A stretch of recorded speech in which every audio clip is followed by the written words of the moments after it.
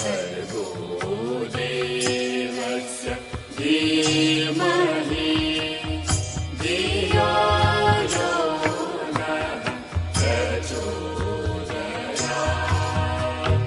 ॐ भूर्भुवः स्वः तत्सवितुर्वरेण्यं भर्गो देवस्य धीमहि धियो यो नः प्रचोदयात्। સાયન્ટિસ્ટ તરીકેની સેવા આપે છે. તેઓ પોતે એમડીની ડિગ્રી પણ ધરાવી રહ્યા છે. હાલ પાટણમાં કિશોરી, નાના બાળકો અને મહિલાઓની પણ જે માનસિક મનની સમસ્યાઓ છે એ વિષય ઉપર તેઓ કાઉન્સેલિંગ કરી રહ્યા છે. ગાયત્રી પરિવારના પુત્રવધુ છે. આખો પરિવાર એમનો ગાયત્રી પરિવાર સાથે જોડાયેલો છે. બેનશ્રી પણ એટલા વિચાર કરો કેટલા સેવાભાવી. મેં મેસેજ કર્યો છે છતાં તરત કોઈ પણ વિચાર કર્યા વગર કે નહીં બેન, ગુરુદેવના કાર્યમાં હું હંમેશા કાર્યરત રહીશ, અને એવો તૈયાર થઈ ગયા છે. બીજી એનો ટાઈટ અત્યારે હાલ એમનું ચાલુ છે, એમનું કાર્ય ચાલુ છે, છતાં પણ આપણને સેવા આપવા માટે ઉપસ્થિત છે.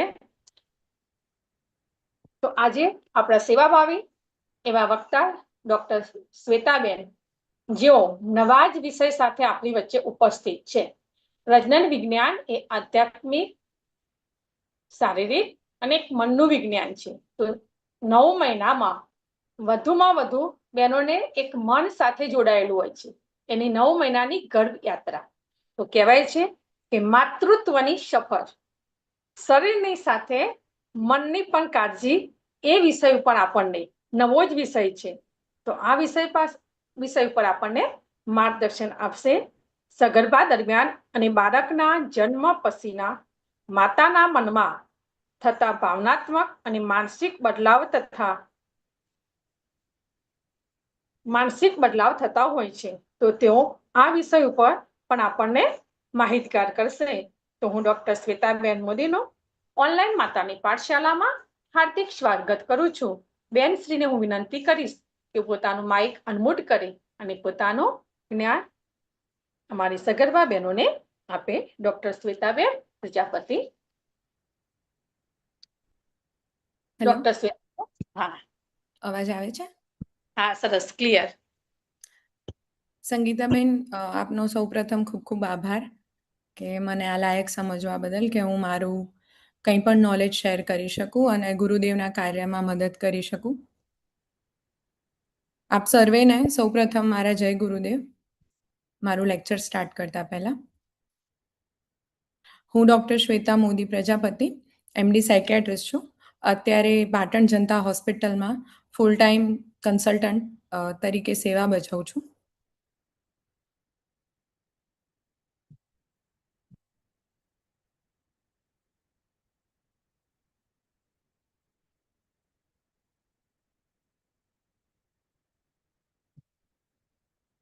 સ્ક્રીન શેર થાય છે? હેલો? ના, કઈ દેખાયું નહીં હજી સ્ક્રીન પર. નહીં દેખાય. હવે દેખાય છે? હેલો? હા, નહીં બકા.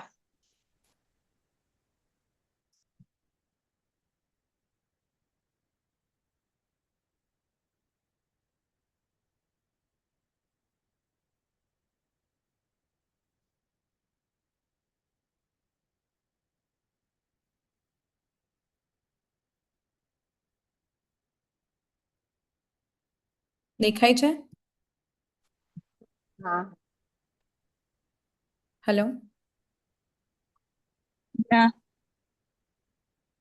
જોઈ શકો છો તમે? નથી દેખાતું. મને તો કેમ નથી દેખાતું? ના, સ્ક્રીન નહીં દેખાતી.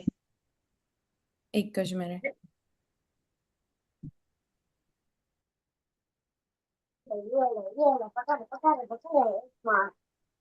બધાના માઇક કરી દો. બીજી દરેક બેનો માઇક પોતાનો બંધ કરી દેશે.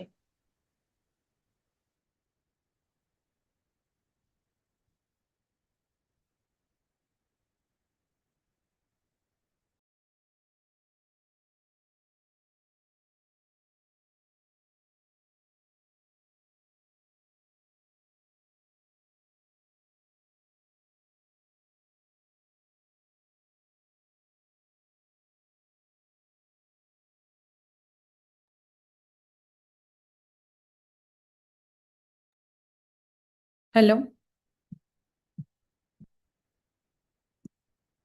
હેલો દેખાયું હવે. હા દેખાયું હવે. એ બકા આપનો આજનો વિષય છે માતૃત્વની સફર, શરીરની સાથે મનની પણ કાળજી. એક માતા એ બાળકને તો જન્મ આપે છે, પરંતુ જે પ્રેગ્નન્સી છે એક નવી સ્ત્રીનો જન્મ છે, અને એના માટે કેમ માનસિક સ્વાસ્થ્ય જરૂરી છે એના વિશે આપણે આજે જાણીશું. સૌથી પહેલા એ જાણીએ કે આજે આપણે શું વાત કરવાના છીએ. તો અત્યાર સુધી આપણે બધા એ જ જોયું છે કે બધી પ્રેગ્નન્સીની વાત આવે એટલે ન્યુટ્રિશન કેવું છે, કેલ્શિયમ કેવું છે, આયર્ન કેવું છે, સોનોગ્રાફી કરાવી કે નહીં, પૂરતી કસરત કરો છો કે નહીં, એક્સપેક્ટેડ ડિલિવરી ડેટ ક્યારે છે,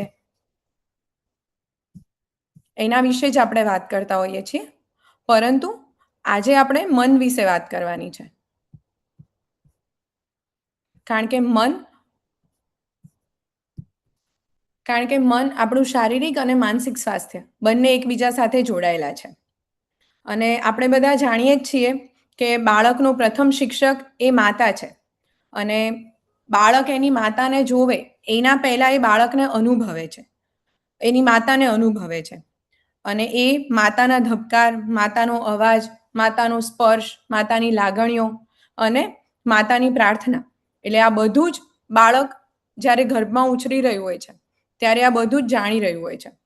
અને જે પ્રેગ્નન્સી દરમિયાન જ્યારે હોર્મોન્સ અને ન્યુરોટ્રાન્સમીટર કે જે અમારા વૈજ્ઞાનિક ભાષામાં જે છે એ બદલાય છે, તો એની સાથે સાથે બાળકના પણ વિકાસમાં ફેરબદલ આવતું હોય છે. જે ઓક્સિટોસિન છે એ પ્રેમ અને જોડાણ માટે છે, કે જે પ્રેગ્નન્સી દરમિયાન હોય છે. સેરેટોનિન છે કે જે મનને સ્થિર રાખવા માટે છે, અને ડોપામિન છે એ આનંદ અને પ્રેરણા આપવા માટે છે. હવે જ્યારે કોઈ માતા સતત એન્ઝાયટી, ડિપ્રેશન કે સ્ટ્રેસમાં હોય છે તો કોર્ટિઝોલ એટલે કે સ્ટ્રેસ હોર્મોન વધતું હોય છે, અને બાળક ચીડિયાપણું અનુભવી શકે છે, ઊંઘમાં તકલીફ થઈ શકે, ગભરાટ આવી શકે છે.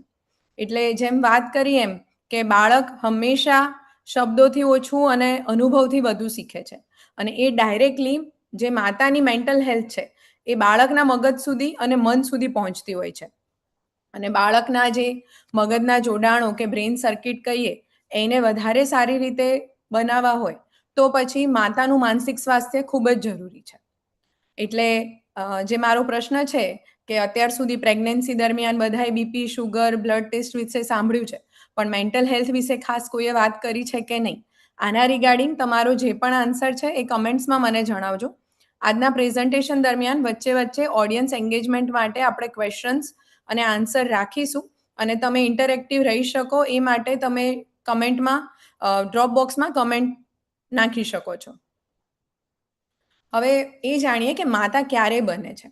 તો મોસ્ટલી આપણે એવું જ સમજ્યું છે કે માતા ત્યારે બને કે જ્યારે બાળકનો જન્મ થાય, પરંતુ હકીકતમાં એક માતૃત્વની શરૂઆત ત્યારે થતી હોય છે કે જ્યારે કોઈ સ્ત્રી ફર્સ્ટ ટાઈમ એવું વિચારે છે કે I want to become mother, મારે માતા બનવું છે.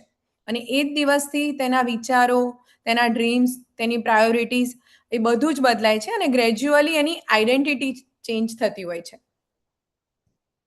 હવે આજની જે ફિમેલ છે, તો હવેની જે ફિમેલ છે એમનું ગોલ એક મધર બનવું કે હાઉસવાઈફ બનવા સુધી લિમિટેડ નથી, કે એ કોઈ ઘરની દીકરી કે કોઈની વાઈફ કે માત્ર એ કોઈ ઘરની પુત્રવધુ નથી, પરંતુ એક સાથે બધા રોલ ભજવે છે. એનું પણ અલગથી એક પ્રોફેશનલ કરિયર હોઈ શકે છે.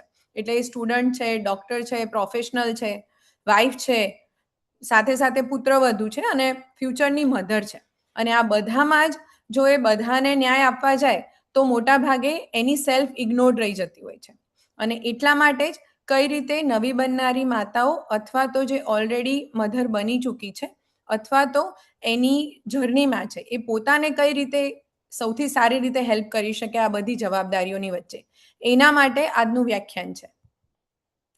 મને ચેટમાં તમે લોકો જણાવી શકો કે અત્યાર સુધીમાં સૌથી ચેલેન્જિંગ રોલ તમે કયો ફેસ કર્યો છે? એઝ અ મધર, કોઈ એમ્પ્લોય, કોઈની વાઈફ, પુત્રવધુ, તમારા બિઝનેસમાં, કે પછી અન્ય કોઈ? એક શબ્દ છે મેન્ટલ લોડ. આપણે એવરીડે એક્સપિરિયન્સ કરીએ છીએ, પણ એને લેબલ નથી કરતા. અને હું લેબલ એટલા માટે કરી રહી છું કે આજે આપણે લેબલ કરીએ, એના વિશે વાત કરીએ, તો તમે લોકો નેક્સ્ટ ટાઈમથી મેન્ટલ લોડને રેકોગ્નાઇઝ કરી શકશો અને એના વિશે હેલ્પ લઈ શકશો. એટલે આપણું મન છે ને ઓલવેઝ વિચારતું હોય છે કે કાલે ડૉક્ટર અપોઇન્ટમેન્ટ છે, મેં આજની આયર્ન ફોલિક એસિડ ટેબ્લેટ લીધી કે નહીં, સાથે સાથે મારે ઓફિસમાં પ્રેઝન્ટેશન છે, આજે રસોઈ શું કરાવી છે, મારા રિપોર્ટ્સ આવ્યા છે કે નહીં, બેબીનું ડ્યુ ડેટ નજીક છે તો એની શોપિંગ બાકી છે, ઘરનું બજેટ જોવાનું છે, ડિલિવરી, ફ્યુચર, અને આમ કોન્સ્ટન્ટલી આપણા માઇન્ડમાં ટેબ્સ ઓપન જ રહેતા હોય છે. એટલે જ્યારે કોઈ મધર બનવાની જર્નીમાં હોય ત્યારે એવું કહી શકાય કે જ્યારે ફિઝિકલ રેસ્ટ લેતી હોઈ શકે, પરંતુ એના મનને જરાય આરામ નથી મળતો અને એના સેકન્ડરી મેન્ટલ લોડ હોઈ શકે છે. હવે એક ઇમ્પોર્ટન્ટ વસ્તુ છે કે લગ્ન પછી જીવન કેમ બદલાય છે. કારણ કે લગ્નને આપણે જ્યારે કહીએ કે બે લોકો વચ્ચેના લગ્ન, પરંતુ એક ફેમિલી પણ આપણે જે આપણું કલ્ચર છે અકોર્ડિંગ બે ફેમિલીઝ વચ્ચેના મેરેજ હોય છે અને સડન આઈડેન્ટિટી ટ્રાન્ઝિશન થતું હોય છે કે તમે હજી આગલા દિવસે કોઈના ઘરની દીકરી હોવ અને નેક્સ્ટ ડે તમે કોઈની વહુ હોવ છો, કોઈના પત્ની હોય છો અને ગ્રેજ્યુઅલી તમે ઘરની જવાબદાર વ્યક્તિ બનતા જાઓ છો. અને હજી તો મેરેજને કદાચ 1 યર 2 યર એટલું થયું હોય કે અમુક કિસ્સાઓમાં એનાથી પણ ઓછો સમય થયો હોય અને સડનલી લોકો એક્સપેક્ટ કરવા લાગે છે કે ગુડ ન્યૂઝ ક્યારે આપશો.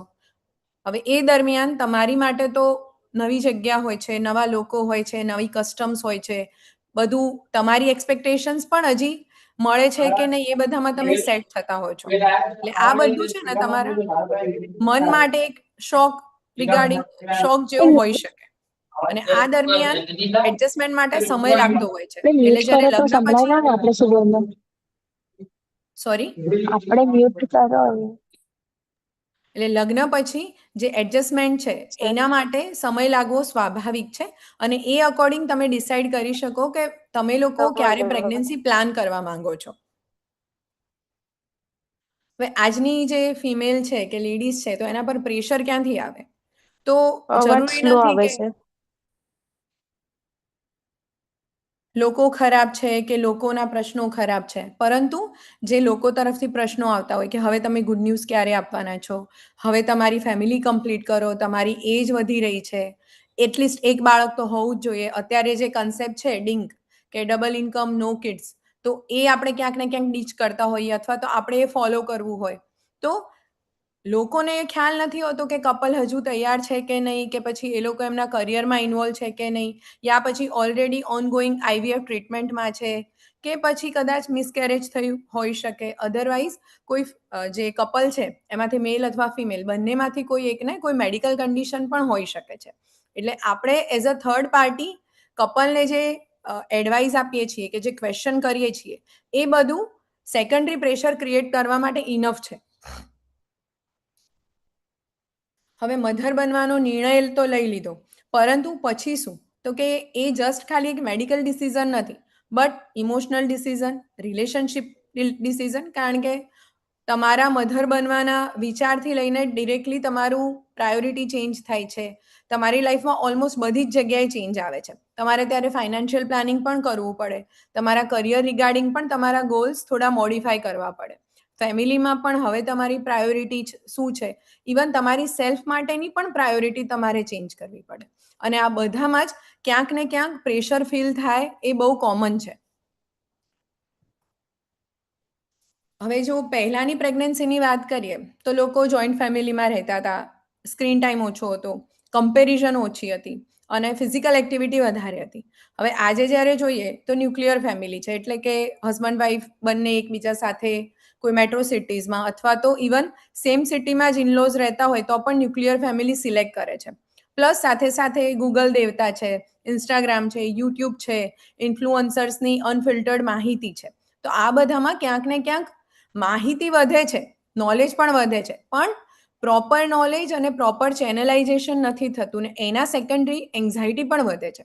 એટલે ઓલરેડી જ પ્રેગ્નન્સીનો પહેલેથી હાવ બહુ વધી ગયો હોય છે અને એના લીધે કપલ થોડું ઘણું ચિંતામાં આવી શકે છે કે આપણે વિચારીએ તો છીએ પણ આ બધાનું શું કરીશું, શું કરીએ, નહીં કરીએ. જ્યારે પહેલાના જમાનામાં આ વિશે વિચારવાનો કે એવું કોઈને ખ્યાલ જ નહોતો. મને કમેન્ટ્સમાં તમારે જણાવવાનું છે કે અત્યારે એક દિવસમાં મોબાઈલ પર પ્રેગ્નન્સી વિશે જે કરંટ પ્રેગ્નન્ટ ફિમેલ છે તમે લોકો કેટલું વાંચી રહ્યા છો. Less than 30 minute, 30 to 60 minute, 1 to 2 hour, કે પછી 2 કલાકથી વધારે? Drop your answers into comment section.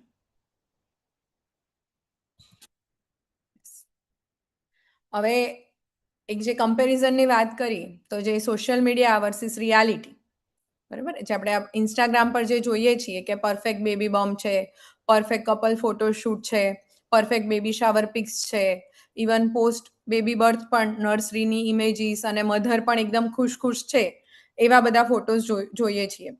અને જ્યારે રિયાલિટી શું છે? મોર્નિંગ સિકનેસ, કે જે પ્રેગ્નન્સીના ફર્સ્ટ ટ્રાઇમેસ્ટરથી જ સ્ટાર્ટ થઈ જતી હોય છે.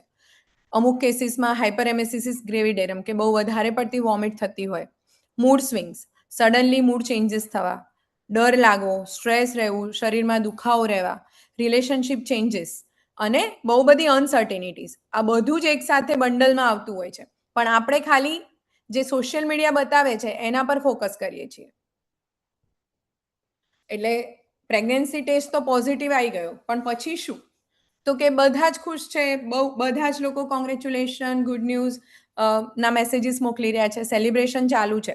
બટ ક્યાંક ને ક્યાંક જે મધર છે, કે જેને બેબી બર્થ થવાનું છે, એનામાં એક સાથે બહુ બધી લાગણીઓ આવે છે. ક્યાંક હેપી હોય છે, ડર હોય છે, રિસ્પોન્સિબિલિટી વધવાની છે, એક્સાઇટમેન્ટ છે, અને સાથે સાથે એન્ઝાયટી પણ છે. અને આ બધું જ એક સાથે એક્ઝિસ્ટ કરતું હોય છે. પ્રેગ્નન્સી ટેસ્ટ પોઝિટિવ થયા પછી તમારો પહેલો વિચાર શું હતો? બાળક હેલ્ધી હશે કે નહીં? હવે આગળ શું? ડિલિવરી રિલેટેડ ફિયર, તમારા કરિયર રિલેટેડ, કે પછી ફેમિલીને કઈ રીતે ગુડ ન્યૂઝ બ્રેક કરીએ? કમેન્ટમાં તમારે આન્સર આપવાનો છે.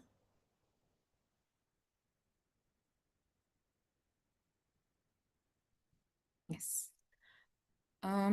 પ્રેગ્નન્સી એટલે માત્ર બેબીનો વિકાસ નથી. જેમ પહેલા વાત કરીએ એમ કે સડન આઈડેન્ટિટી ટ્રાન્ઝિશન થાય છે, કે જે એક છોકરી હતી એમાંથી એ પત્ની બની, પુત્રવધુ બની, અને સડનલી ગ્રેજ્યુઅલી એને માતા બનવાનું છે, ને એમાં એની સેલ્ફને એને એક્સેપ્ટ કરવાની છે.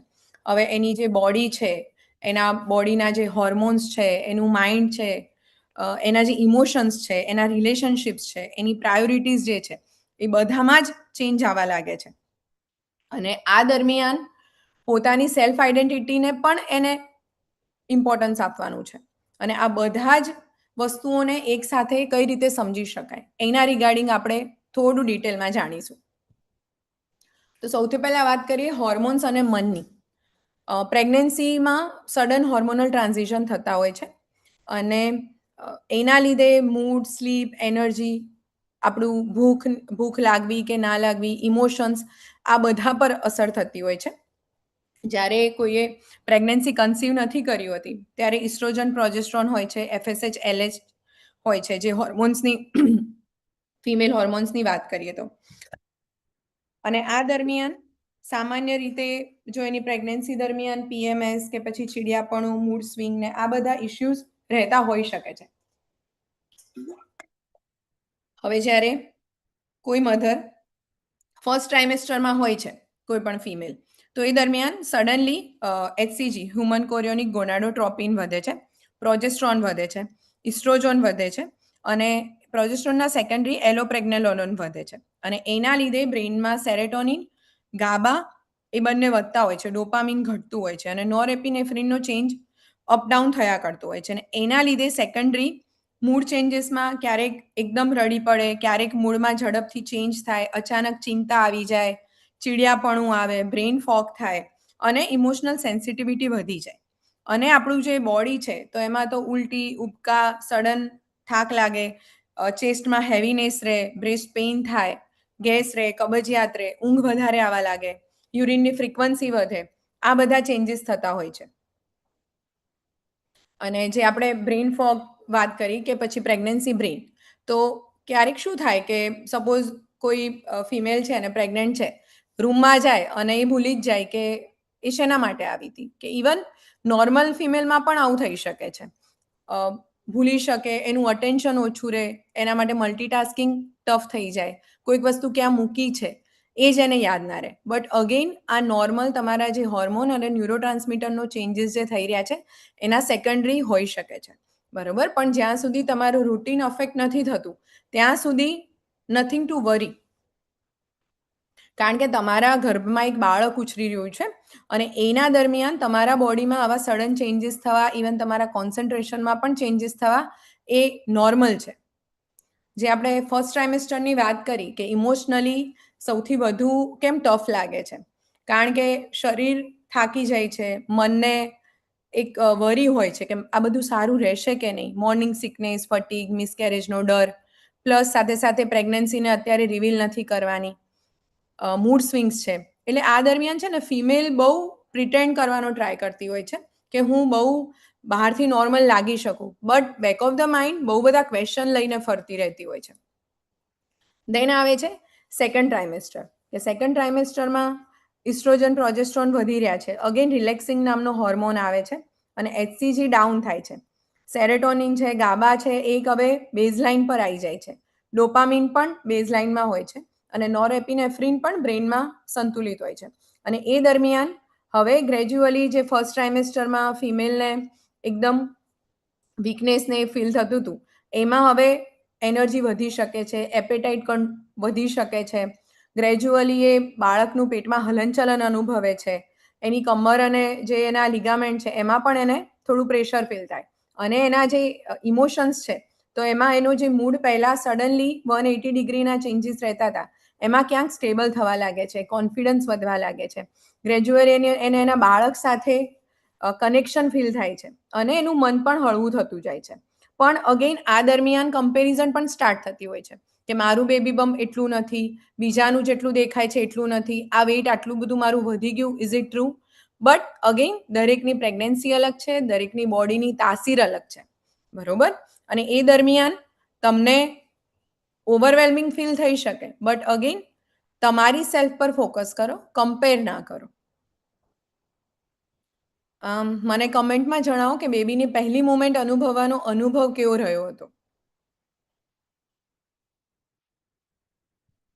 દેન third trimester, let's pack our babies hospital bag, કે જે થર્ડ ટ્રાઇમેસ્ટર છે તો ત્યારે ઇસ્ટ્રોજન, પ્રોજેસ્ટ્રોન ઘણા એવા વધતા હોય છે, સાથે સાથે પ્રોલેક્ટિન અને ઓક્સિટોસિન પણ વધે છે, રિસેપ્ટરની સેન્સિટિવિટી વધે છે અને અગેન સ્ટ્રેસ હોર્મોન પણ વધતો હોય છે. એટલે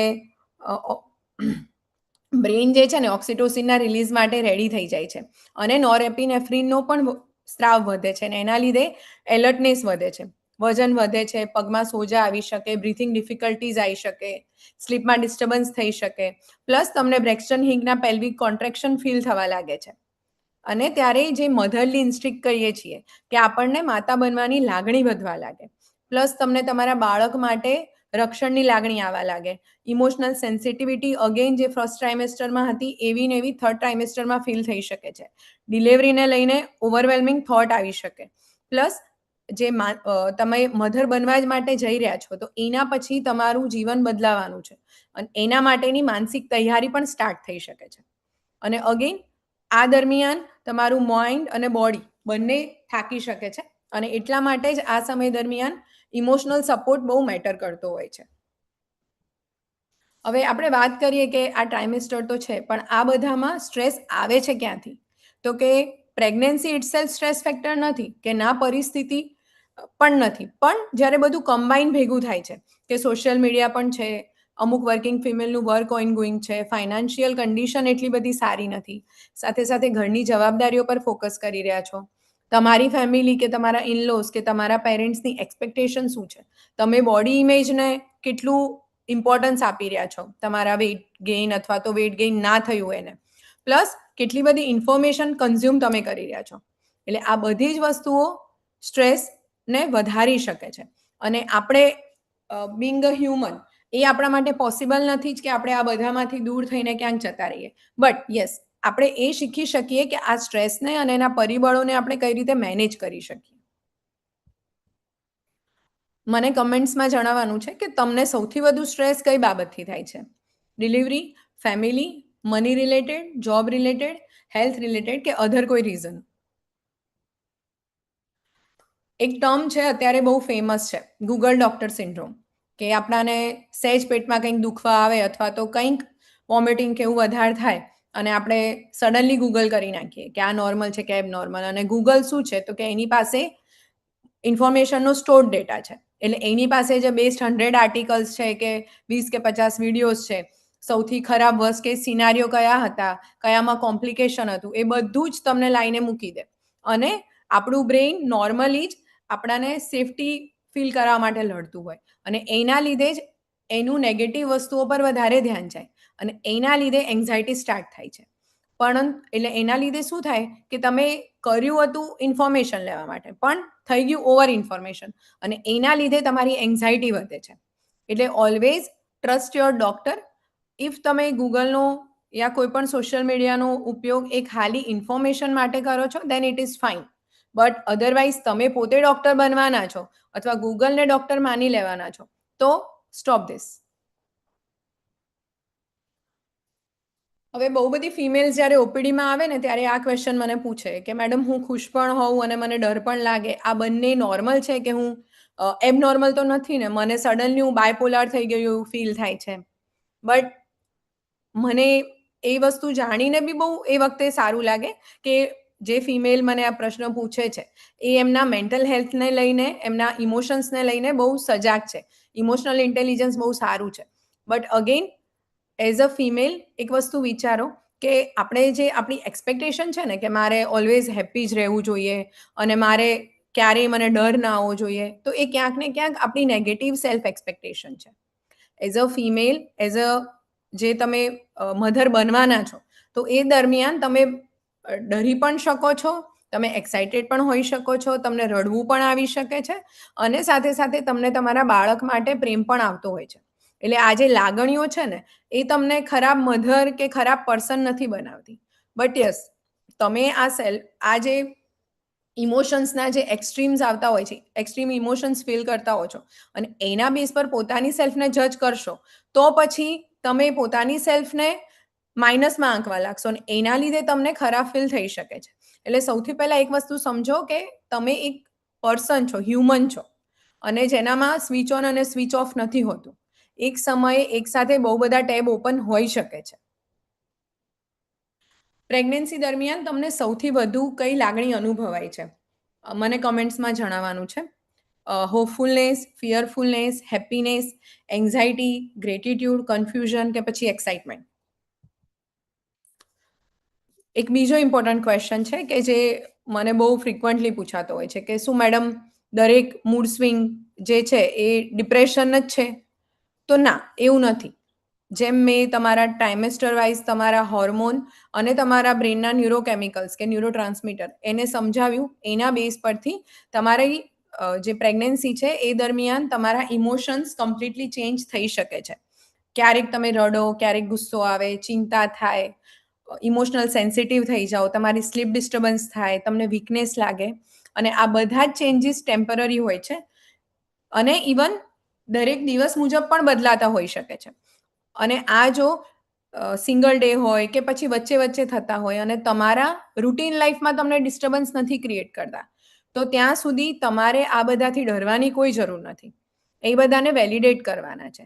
પણ જો આ જે લાગણીઓ છે કે સતત તમે રડ્યા જ કરો, કોન્સ્ટન્ટલી ગુસ્સામાં જ રહો, કોન્સ્ટન્ટલી એન્ઝાયટી રહે, તમને લાગે કે તમારી ઇમોશનલ સેન્સિટિવિટી બહુ જ વધારે વધી ગઈ છે, તો પછી આ દરમિયાન તમારે મેન્ટલ હેલ્થ પ્રોફેશનલની એડવાઇસ લેવી જોઈએ.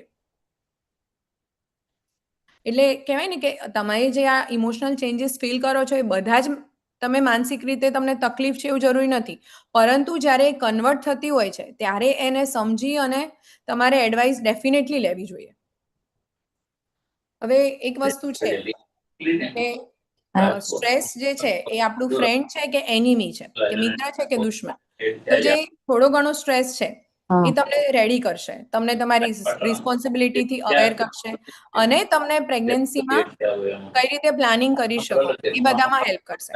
પરંતુ જે લોંગ ટાઈમ સુધી સ્ટ્રેસ રહે છે તો એ ગ્રેજ્યુઅલી તમારી સ્લીપ, તમારો મૂડ, તમારી એપેટાઇટ, જે તમને ભૂખ વધારે કે ઓછી લાગે, ઇવન તમારા રિલેશનશિપ પર પણ અફેક્ટ કરી શકે. પ્લસ તમે હેપીનેસ ઓછી ફીલ કરવા લાગે. એટલે સ્ટ્રેસ મિત્ર કે દુશ્મન, એ બંને જ છે, પરંતુ કેટલા સમય સુધી ચાલે છે અને તમે એ સ્ટ્રેસને કઈ રીતે યુટિલાઇઝ કરો છો એ પણ બહુ મેટર કરે છે. હવે સ્ટ્રેસ ઘટાડવા માટે શું કરી શકાય? તો કે પ્રોપર રેસ્ટ લો, તમારા ફેમિલીનો સપોર્ટ લો, પ્રોપર ટાઈમ મેનેજમેન્ટ કરો, ડીપ બ્રીધિંગ પ્રેક્ટિસ કરી શકાય અને તમારી લાગણીઓને શેર કરી શકાય.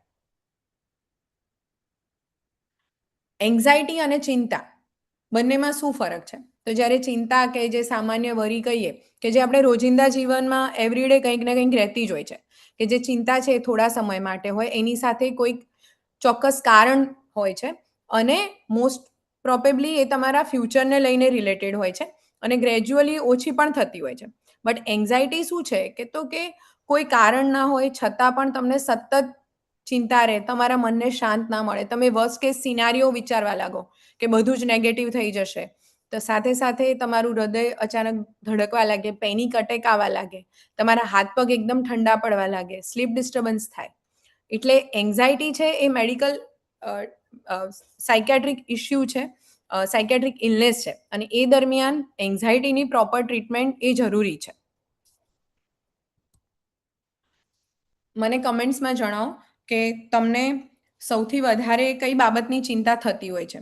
તમારી ડિલિવરીની, બેબીના હેલ્થની, તમને જે પેઇન ફીલ થઈ રહ્યું છે એની, કે પછી ફેમિલી, ફાઇનાન્સ રિલેટેડ, કે પછી તમે કઈ રીતે પેરેન્ટિંગ કરી શકશો એના રિગાર્ડિંગ?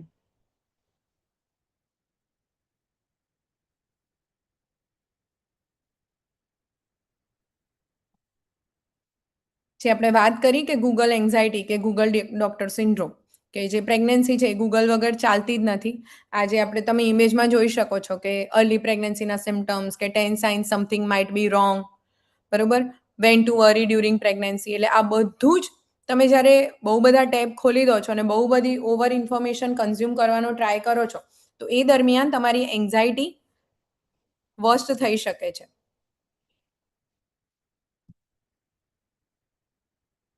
દેન ડિપ્રેશન ડ્યુરિંગ પ્રેગ્નન્સી.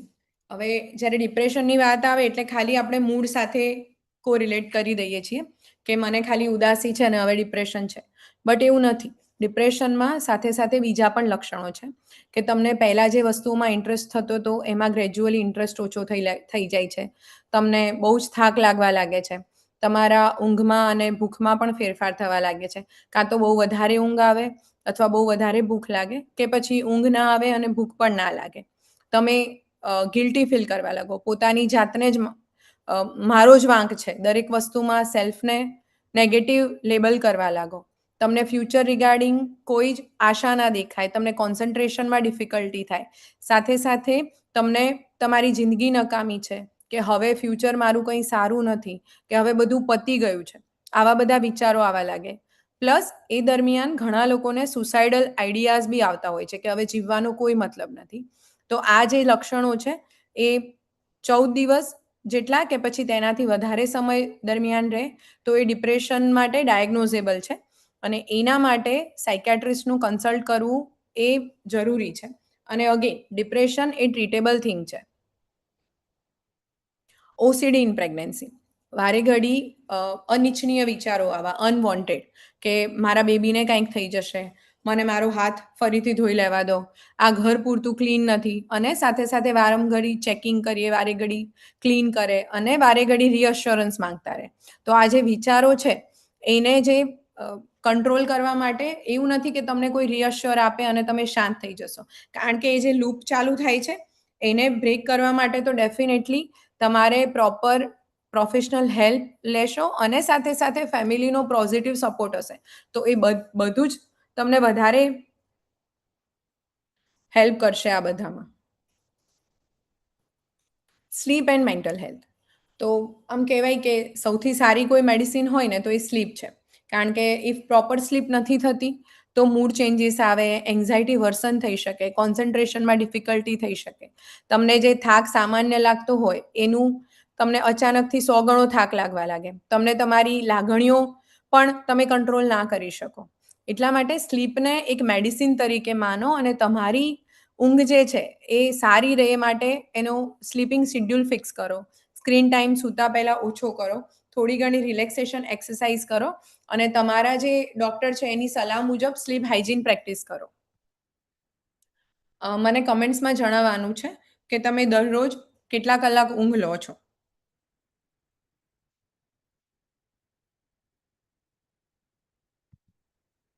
દેન બોડી ઇમેજ, કે ડ્યુરિંગ પ્રેગ્નન્સી બોડીમાં જે સડન ચેન્જીસ થાય છે અને એના લીધે આપણા માનસિક સ્વાસ્થ્ય પર અસર પડે છે. સડનલી ફિમેલને લાગવા લાગે કે હવે હું પહેલાં જેવી નથી, મારું વેઇટ વધી ગયું છે, મને સ્ટ્રેચ માર્ક આવી ગયા છે. બટ સૌથી પહેલાં એક વસ્તુ એક્સેપ્ટ કરો કે અત્યારે તમે માત્ર એક જે ફિમેલ હતા એ જ નથી, હવે તમારામાં શરીરમાં એક નવું જીવન વિકસી રહ્યું છે. અને એ દરમિયાન જો પહેલેથી જ તમે તમારી બોડીને પ્રિપેર કરી છે, તમારા મનને પ્રિપેર કર્યું છે પ્રેગ્નન્સી માટે, તો આ બધું જ એ જે બેબી ગ્રોથ થાય છે એનો પાર્ટ છે. એટલે તમે તમારા જૂના ફોટોઝને એ બધું જોઈ શકો છો, બટ એમાં કમ્પેર કરી અને તમે પછી એ લુકમાં ફરશો તો તમે વધારે દુઃખી થશો. એટલે સૌથી પહેલાં અત્યારે શું સિચ્યુએશન છે એને જુઓ, કેમ બીજા એટલા બધા વેઇટ નથી વધ્યું કે બહુ વધી ગયું છે એને કમ્પેરિઝન કરશો. એના કરતાં અપ્રિશિએટ ધ ચેન્જ, કે હા હું એક મધર બનવા માટે જઈ રહી છું અને મને આ જર્ની બહુ હેપી લાગી રહી છે. મને એક મારા આ જર્ની પછી મને મારા બાળકની જે ઝંખના હતી એ પૂરી થવાની છે. તો પોતાના મનને એ માટે રેડી કરો અને તમારા બોડી ઇમેજના ઇશ્યુઝને તમે એક્સેપ્ટ કરો, તો પછી તમે હેલ્ધી પ્રેગ્નન્સીમાં કન્વર્ટ થઈ શકશો. એક છે પરફેક્ટ મધર સિન્ડ્રોમ, કે બહુ બધી ફિમેલ છે કે જે મલ્ટિપલ ટાઈમ્સ એ પણ ક્વેશ્ચન સાથે આવે છે કે પ્રી પ્રેગ્નન્સી, કે મેડમ હું કઈ રીતે પરફેક્ટ મધર બની શકું. અને મારો આન્સર એક જ હોય છે કે તમે જે સોશિયલ મીડિયા પરથી શીખ્યા છો કે પરફેક્ટ પ્રેગ્નન્સી, પરફેક્ટ ડિલિવરી ને તમે જે બધું ઇમેજિન કરીને રાખ્યું છે એ જરૂરી નથી. તમારે માત્ર ગુડ ઇનફ મધર બનવાનું છે. એટલે કે તમારું બાળક એ તમારા પ્રેમ, પ્રતિસાદ અને હાજરીને ફીલ કરી શકવું જોઈએ, ના કે તમારા પરફેક્શનને. હવે ગુડ ઇનફ મધરિંગ એટલે શું? તો ગુડ ઇનફ મધરિંગ એ એક કન્સેપ્ટ છે કે જે એક સાયકેટ્રિસ્ટ છે ડોનાલ્ડ વિનીકોટ, એમના તરફથી આવેલો છે. અને એમના મુજબ સારી માતા એટલે કોઈ પરફેક્ટ મધર એ કોઈ પરફેક્ટ મધર નથી હોતી, પરંતુ તમારા બાળકને એક એવી માતાની જરૂર નથી હોતી કે જે ક્યારેય ભૂલ ના કરે, પરંતુ તમારું બાળક એવી માતાને જરૂર છે કે જે તમે પ્રેમાળ હો, એને અવેલેબલ રહો અને એની જરૂરિયાતોને સમજી અને પૂરી કરી શકો. તમે ક્યારેક તમારું બાળક રડે છે અને તમે સમજી નથી શકતા, કે પછી તમે ક્યારેક થાકી જાઓ છો, ગુસ્સો પણ આવે છે, કે તમારાથી ભૂલ પણ થાય છે, તો આ બધું જ નોર્મલ છે, એ એક્સેપ્ટ કરવાનું છે. પરંતુ ઇમ્પોર્ટન્ટ શું છે તો કે આ બધા પછી તમે તમારા બાળક સાથે ફરીથી જોડાઓ છો, એને હૂંફ આપો છો, એની લાગણીઓને સ્વીકારો છો અને તમારું જે મધર અને ચાઇલ્ડનું રિલેશનશિપ છે એનામાં જે ટ્રસ્ટ છે એ તમે ટકાવી શકો છો. તો એનાથી શું થાય છે તો કે તમારા બાળકમાં કોન્ફિડન્સ ગ્રો થાય છે, એને એના ઇમોશન્સ કઈ રીતે હેન્ડલ કરવા એ શીખે છે. કારણ કે જેમ સ્ટાર્ટિંગમાં વાત કરી એમ કે બાળકનું પ્રથમ શિક્ષક એ તેની માતા છે. તો જે માતા પોતાના ઇમોશન્સને સારી રીતે હેન્ડલ કરે છે તો બાળક પણ એ જોઈને એ જ શીખવાનું છે કે મારા ઇમોશન્સને મારે કઈ રીતે હેન્ડલ કરવાના છે. અને જીવનમાં નાની મોટી જે ચડતી પડતી આવે છે એ પણ શીખી શકે છે. અને સાથે સાથે તમારા જે ગુડ ઇનફ મધરના લીધે બાળક એ સ્વતંત્રતા અને સુરક્ષાની લાગણી અનુભવે છે. એટલે તમારે અગેન પરફેક્ટ માતા નથી બનવાનું, પરંતુ એઝ અ મધર તમારે તમારા બાળક માટે સતત પ્રેમાળ અને એને ટ્રસ્ટ આવે એવી તમારી પ્રેઝન્સ આપવાની છે. અને આ દરમિયાન તમને એવું લાગે કે આ બધું જ મારાથી હેન્ડલ નથી થતું, કે મને એવું લાગે છે કે મારે કોઈ પ્રોફેશનલની હેલ્પ લેવી છે, અથવા તો એવું લાગે કે મને કોન્સ્ટન્ટ વરીઝ રહે છે, કે મારો મૂડ નથી રહેતો, કે હું મારી પહેલાં જેવી સેલ્ફને ફીલ નથી કરતી, તો આ સમય દરમિયાન તમારા પાર્ટનર સાથે તમારી ફિલિંગ્સને શેર કરો, તમારી ફેમિલીને સાથે શેર કરો, તમારા ગાયનેકોલોજીસ્ટને પણ તમે શેર કરી શકો છો. અને ઇફ લાગે તો તમે સાયકેટ્રિસ્ટ અથવા સાયકોલોજીસ્ટને પણ કન્સલ્ટ કરી શકો છો. અને આ દરમિયાન એક વસ્તુ તમારા મગજમાં રાખો કે અગેન એના લીધે તમે જજ નથી થવાના, પણ જો આ દરમિયાન તમે હેરાન થાઓ છો અને કોઈની હેલ્પ નથી લેતા તો તમે જ ગ્રેજ્યુઅલી ઇમોશનલી એક્ઝોસ્ટ થવાના છો. અને છેલ્લે એ બધી જ અસર તમારા બાળક પર પડવાની છે. જો તમારું કોઈ ફ્રેન્ડ હોય અને એને પ્રેગ્નન્સી હોય અને એ દરમિયાન એને કોન્સ્ટન્ટલી ઉદાસી રહેતી હોય તો તમે શું એડવાઇસ કરશો? કે સ્ટ્રોંગ બન, ઇગ્નોર કર, કોઈને કહે નહીં, કે પછી ચાલ આપણે ડૉક્ટર સાથે વાત કરીએ?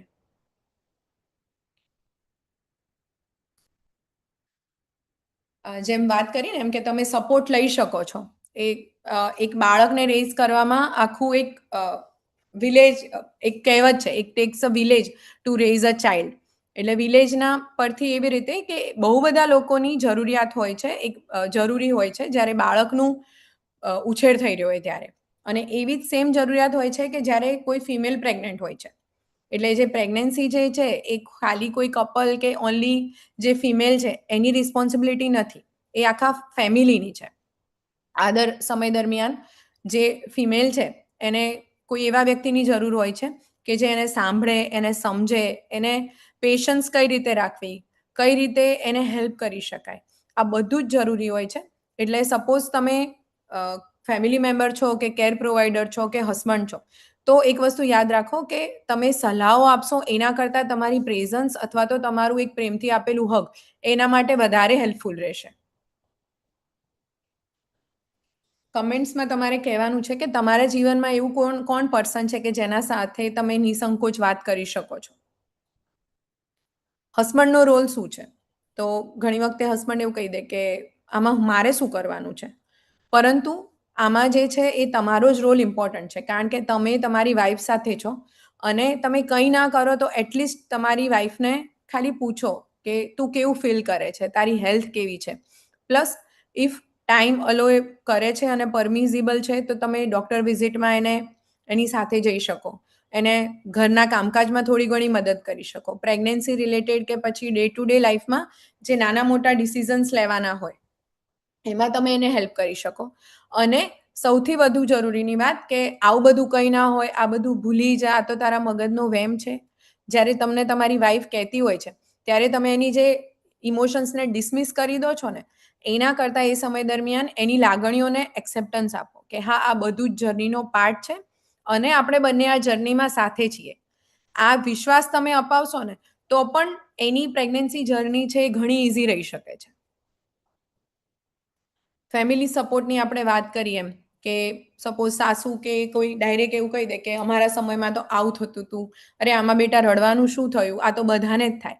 પરંતુ એના કરતાં તમે જો એવું કહેશો કે હા, અમે તારી સાથે છીએ, અમે તારી વાત સાંભળી રહ્યા છીએ, તને અત્યારે આ ફીલ થઈ રહ્યું છે એ અમે પણ સમજીએ છીએ અને આ વસ્તુમાં અમે તારી સાથે છીએ, તો તમે એને વેલિડેશન આપશો તો પણ એની લાગણીઓ ચેનલાઇઝ થશે અને એનો પોઝિટિવ ઇમ્પેક્ટ આવશે.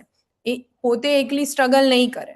એટલે એઝ અ ફેમિલી તમારું બધાનું બહુ જ ઇમ્પોર્ટન્સ છે કે તમે કઈ રીતે જ્યારે ઘરમાં કોઈ ફિમેલ પ્રેગ્નન્ટ છે તો એને તમે વેલિડેટ કરો છો કે પછી એની લાગણીઓને ડિસમિસ કરો છો.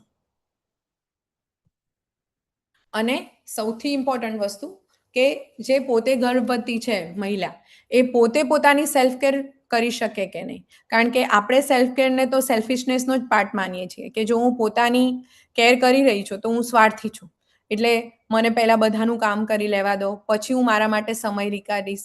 પણ એક વસ્તુ યાદ રાખો કે તમે જો પોતાનામાં ટાઈમ ઇન્વેસ્ટ નથી કરતા, પોતાની સેલ્ફ કેર નથી કરતા, તો પછી તમે પ્રોપરલી બીજાઓ માટે પણ નથી કરી શકતા.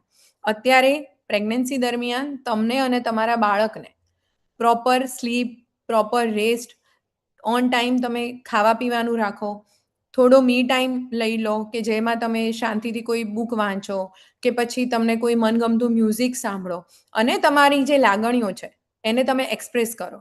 એ બધું જ એ તમારી ઇનડિરેક્ટલી તમારા બેબીની જ કાળજીનો ભાગ છે.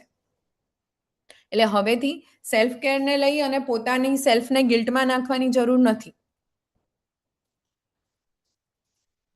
માઇન્ડ કેર ટૂલ કિટ કે તમારા માનસિક સ્વાસ્થ્યને સારું કરવા માટે તમે શું કરી શકીએ, તો કે તમારા મન માટે દરરોજ 20-30 મિનિટ ફાળવો અને એ સમય દરમિયાન તમે ડીપ બ્રીધિંગ ટ્રાય કરી શકો, મેડિટેશન અથવા માઇન્ડફુલનેસ પ્રેક્ટિસ કરી શકો. તમને કોઈ પ્રાર્થનાથી જો શાંતિ મળતી હોય તો એ પ્રાર્થના અથવા તો કોઈ મ્યુઝિક સાંભળી શકો છો, કોઈ બુક વાંચી શકો છો, તમે ગ્રેટિટ્યૂડ જર્નલ લખી શકો છો. ઇફ તમારા ડૉક્ટર અલાઉ કરી રહ્યા છો તો તમે વોક કરી શકો છો. પ્લસ ડિજિટલ ડિટોક્સ પણ ટ્રાય કરી શકો છો કે કેટલું તમારે સોશિયલ મીડિયા અને ઓનલાઈન પ્રેઝન્સ રાખવી. ગ્રેજ્યુઅલી આજે દેખાય છે નાના નાના સ્ટેપ, બટ મેજર ચેન્જમાં પરિણમી શકે છે. એટલે મને તમારે આજે કહેવાનું છે કે તમે આજથી કઈ એક વસ્તુ સ્ટાર્ટ કરવા માટે રેડી છો.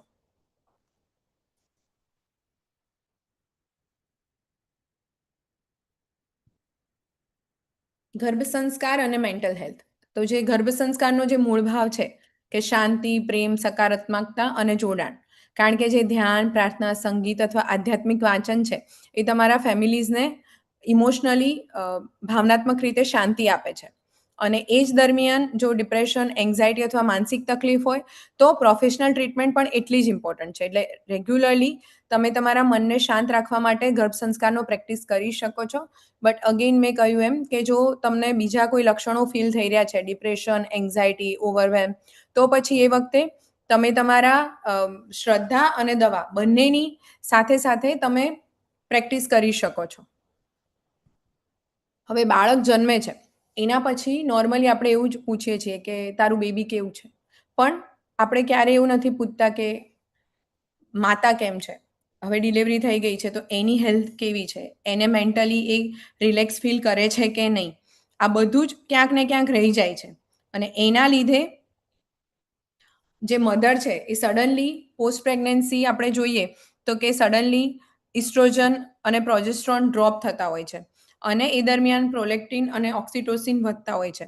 સાથે સાથે કેટલીક ફિમેલમાં સેરેટોનિન પણ ઘટે છે, ગાબા ઘટે છે અને બીજા બધા હોર્મોન્સ પણ લેવલમાં આવવાનો ટ્રાય કરી રહ્યા હોય છે. એટલે એ દરમિયાન બેબી બ્લ્યુઝ આવવા કે વારંવાર રડવું આવવું, મૂડ સ્વિંગ્સ રહેવા, ચીડિયાપણું રહેવું, ઇમોશનલ લાયેબલ ફીલ થવું અને આ સમય દરમિયાન પોસ્ટપાર્ટમ બ્લ્યુઝ, પોસ્ટપાર્ટમ ડિપ્રેશન કે પોસ્ટપાર્ટમ સાયકોસિસ આ બધું જ ડેવલપ થઈ શકે છે.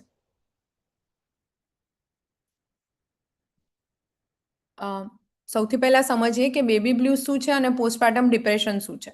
તો કે ડિલિવરી પછી જે બેબી બ્લ્યુઝ છે એ થોડા એક સમય માટે આવતા હોય છે અને મોટા ભાગે એ 1-2 અઠવાડિયા સુધી રહેતા હોય છે. એ સમય દરમિયાન મૂડમાં થોડા ઘણા ચેન્જીસ, અચાનકથી રડવું, ચીડિયાપણું આવવું, ચિંતા રહેવી એ બધા હોય છે. અને એના લીધે મૂડમાં અપડાઉન રહે છે, પણ છતાં પણ તમે તમારા બેબી નું કેર કરી શકતા હો છો અને તમે થોડું ઘણું પોતાની સેલ્ફ માટે પણ કરી શકતા હોય છે. જેમ મેં કારણોની વાત કરી એમ કે જે સડન ઇસ્ટ્રોજન, પ્રોજેસ્ટ્રોન ડ્રોપ થાય છે, સેરેટોનિનની પણ સેન્સિટિવિટી ઘટે છે, તો એના લીધે પ્લસ જે સડન લાઈફ ટ્રાન્ઝિશન છે, પ્લસ તમે જે ન્યૂ રોલમાં એડજસ્ટ થવાનો ટ્રાય કરી રહ્યા છો, આ બધા કારણોના લીધે બેબી બ્લ્યુઝ ફીલ થવું નોર્મલ છે અને બહુ કોમન વસ્તુ છે આ. એ દરમિયાન તમારે રેસ્ટ કરવાનો છે, સેલ્ફ કેર કરવાની છે, ફેમિલીએ પણ મધર જે નવી છે એની સપોર્ટમાં રહેવાનું છે અને એની ફિલિંગ્સને વેલિડેટ કરવાની છે. અને જો આ વસ્તુઓ જે છે, આ લક્ષણો બેબી બ્લ્યુઝના એ 2 અઠવાડિયા કે એના કરતાં વધુ સમય માટે રહે તો પછી પ્રોફેશનલ હેલ્પની જરૂર છે. અને એક ટર્મ છે પોસ્ટપાર્ટમ ડિપ્રેશન, એટલે કે ડિલિવરી પછીનું ડિપ્રેશન. હવે આ એક સાયકેટ્રિક કન્ડિશન છે ને એ દરમિયાન પ્રોફેશનલ હેલ્પ જરૂરી હોય છે. જે મેં ડિપ્રેશનના લક્ષણો કહ્યા એ જ બધા પ્રેગ્નન્સી પછીના ફર્સ્ટ વીક કે એના પછીથી ડેવલપ થવા લાગે અને ગ્રેજ્યુઅલી એ વીક્સ કે મંથ્સ કે એનાથી પણ વધારે સમય સુધી રહેતા હોય. મારી પાસે અમુક એવી ફિમેલ પણ આવેલી છે કે જેમને પ્રેગ્નન્સી પછી પોસ્ટપાર્ટમ ડિપ્રેશન થયું હોય, બટ 1 યર કે 1.5 યર સુધી ડાયગ્નોઝ જ ના રહે, પછી ગ્રેજ્યુઅલી રિયલાઇઝ થાય અને પછીથી એ લોકો ટ્રીટમેન્ટ માટે આવતા હોય છે. પરંતુ એ દરમિયાન ઘણો બધો સમય વીતી ગયો હોય છે અને ત્યાં સુધી જે મધર ચાઇલ્ડ બોન્ડિંગની આપણે સ્ટાર્ટિંગમાં વાત કરી એમાં બહુ બધું લેક રહેતું હોય છે. આ દરમિયાન જે દૈનિક જીવન છે કે એવરીડે રૂટીનમાં બહુ વધારે તકલીફ પડતી હોય છે કે બાળક સાથે અટેચમેન્ટમાં ઇશ્યુઝ હોય છે, સેલ્ફ કેરમાં પણ પ્રોબ્લેમ થતી હોય છે અને રૂટીન ડેઝના જે વર્ક હોય છે એમાં પણ ફિમેલને પ્રોબ્લેમ રહેતી હોય છે. અને આ દરમિયાન તમે સાયકેટ્રિસ્ટની હેલ્પ લઈ શકો છો, તમે ઈચ્છો તો સાયકોલોજીસ્ટ પાસે પણ જઈ શકો છો. પ્લસ એવી સેફ દવાઓ ઉપલબ્ધ છે કે જે તમારા બ્રેસ્ટ મિલ્ક તમે જ્યારે બ્રેસ્ટ ફીડ કરાવો છો એ દરમિયાન સૌથી વધારે સેફ છે અને તમારા બાળકને એનાથી કોઈ ખતરો નથી રહેતો. અને આ દરમિયાન જે વાત કરી એમ કે ક્યારે તરત મદદ લેવી જોઈએ, તો કે જો સતત ઉદાસી રહે, બહુ વધારે પેનિક ફીલ કરવા લાગો, સિવિયર સ્લીપ ડિસ્ટર્બન્સ આવે, તમને પોતાને સેલ્ફ હાર્મિંગના વિચારો આવે કે મારી જાતને નુકસાન પહોંચાડી દઉં અથવા તો મારા બાળકને કંઈક કરી દઉં કે એને અથવા તો એને કોઈક કંઈક કરી નાખશે, કાનમાં અવાજો આવવા લાગે, કે જે અમે પોસ્ટપાર્ટમ સાયકોસિસ એટલે કે ડિલિવરી પછીનું જે ગાંઠપણ છે એમાં અમે કેટેગરાઇઝ કરતા હોઈએ છીએ. તો એ બધી જે છે એ સાયકેટ્રિક ઇમરજન્સી છે અને એમાં કોઈ પણ વગરની જાતની રાહ જોયા વગર સડન તમે હેલ્પ લેવી જોઈએ. સો ધ ફાઇનલ મેસેજ ઇઝ કે તમારે માતા બનવાનું છે, કોઈ પરફેક્ટ બનવાની કોમ્પિટિશનમાં નથી ઉતરવાનું. તમે એક હ્યુમન છો અને તમે ફર્સ્ટ ટાઈમ માતા બની રહ્યા છો કે બીજા ટાઈમ બની રહ્યા છો, બટ તમે દરેક દિવસે કંઈક ને કંઈક શીખવાના છો, તમારો ગ્રોથ થવાનો છે. અને આ દરમિયાન તમે જે બાળકને જન્મ આપ્યો છે તો એને તમે પ્રેમ કરી શકો છો અને એને પ્રેમ કરતાં કરતાં પણ પોતાની જાતનું ધ્યાન રાખી શકો છો. અને જ્યારે તમારી ફેમિલી અને હસબન્ડનો સપોર્ટ છે તો તમે આ જર્નીને એન્જોય કરી શકો છો. અને એક વાત હંમેશા યાદ રાખવાની છે કે તમે હેલ્પ માંગો છો એ કોઈ વીકનેસ નથી. તમારા જે ઇમોશન્સ છે, તમે જે ફીલ કરી રહ્યા છો, એ જ્યારે લોકો કહે છે કે આ તો બધું ખોટું છે, તું ભૂલી જા, તું જાતે નોર્મલ થઈ જા, તો એવું નથી હોતું. તમારી જે ઇમોશનલી તમે ફીલ કરી રહ્યા છો એ પણ એટલું જ એનું ઇમ્પોર્ટન્સ છે જેટલું તમારા બાળકનું. એટલા માટે તમારા ફિઝિકલ હેલ્થની સાથે સાથે તમારા મેન્ટલ હેલ્થ અને તમારી ઇમોશનલ હેલ્થનું ધ્યાન રાખવું પણ એટલું જ ઇમ્પોર્ટન્ટ છે. તમારા બાળકને પરફેક્ટ મધર નથી જોઈતી, એને એવી મધર જોઈએ છે કે જે પ્રેમાળ હોય, જે સેલ્ફ કેર કરતી હોય અને જરૂર પડે ત્યારે મદદ માંગવાની હિંમત રાખતી હોય. કે એવું નહીં કે હું એકલી જ છું અને મારે એકલીએ જ બધામાં લડવાનું છે. નો, નેવર ડુ ધીસ. તમને હેલ્પ જોઈએ છે તો હેલ્પ માંગો કે મારાથી આ વસ્તુમાં એકલા નથી થઈ શકે એમ. Please help me. હેલ્પ માંગવાથી તમને કોઈ નાના મોટા કે ખરાબ કે નથી કહી દેવાનું, પણ તમે હેલ્પ નથી માંગતા અને જાતે જ એ બધામાં સર્વાઈવ કરવાનો ટ્રાય કરો છો તો ગ્રેજ્યુઅલી તમારો મેન્ટલ લોડ વધી શકે અને બર્નઆઉટ ગ્રેજ્યુઅલી એ તમારા એન્ઝાયટી અથવા સ્ટ્રેસ કે ડિપ્રેશનમાં કન્વર્ટ થઈ શકે છે. હું ઈચ્છું છું કે અત્યારે બધી જ જે માતાઓ જે છે એ પોતાનો ઓડિયો ઓન કરે અને આપણે તમારી માટે એક 10 મેન્ટલ હેલ્થ સંકલ્પ લખ્યા છે, એ લેવાના છે.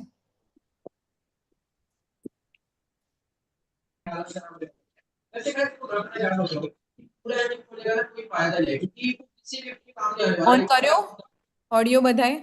Yes yes. હું જે બોલું એ મારા પછી બોલવાનું છે કે આજથી હું મારી જાતને પ્રેમ કરીશ, હું મારી લાગણીઓને સ્વીકારીશ, હું મારી લાગણીઓને સ્વીકારીશ. હું જરૂર પડે ત્યારે હેલ્પ માંગીશ, જરૂર પડે ત્યારે હેલ્પ માંગીશ. હું પરફેક્ટ મધર બનવાનો ટ્રાય નહીં કરું, મારી સરખામણી કોઈ અન્ય સાથે નહીં કરું, હું મારી સરખામણી કોઈ સાથે નહીં કરું. હું મારા શરીર અને મન બંનેની કાળજી રાખીશ, હું મારા શરીર અને મન બંનેની કાળજી રાખીશ. હું દરરોજ થોડો સમય મારા પોતાની જાત માટે નીકાળીશ, હું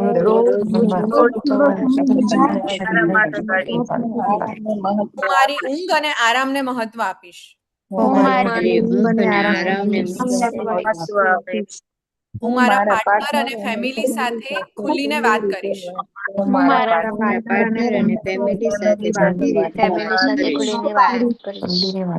અને હું દરેક દિવસને એક નવી શરૂઆત તરીકે જીવીશ.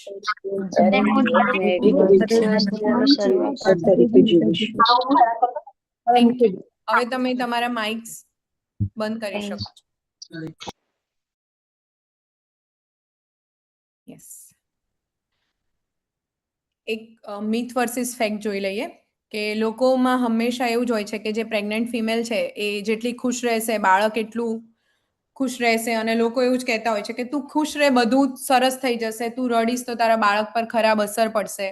અને આ દરમિયાન જો એને ઇમોશન્સ એક્સ્ટ્રીમ ફીલ થતા હોય અને સાયકેટ્રિસ્ટની હેલ્પ લેવાનું ગાયનેકોલોજીસ્ટ કે અથવા તો કોઈ કે તો બધાને એવું જ લાગતું હોય છે કે સાયકેટ્રીની દવાઓ એટલે જિંદગીભરની દવાઓ, અને તું આટલી બધી સ્ટ્રોંગ છે તો તને ડિપ્રેશન કેમ આવી ગયું.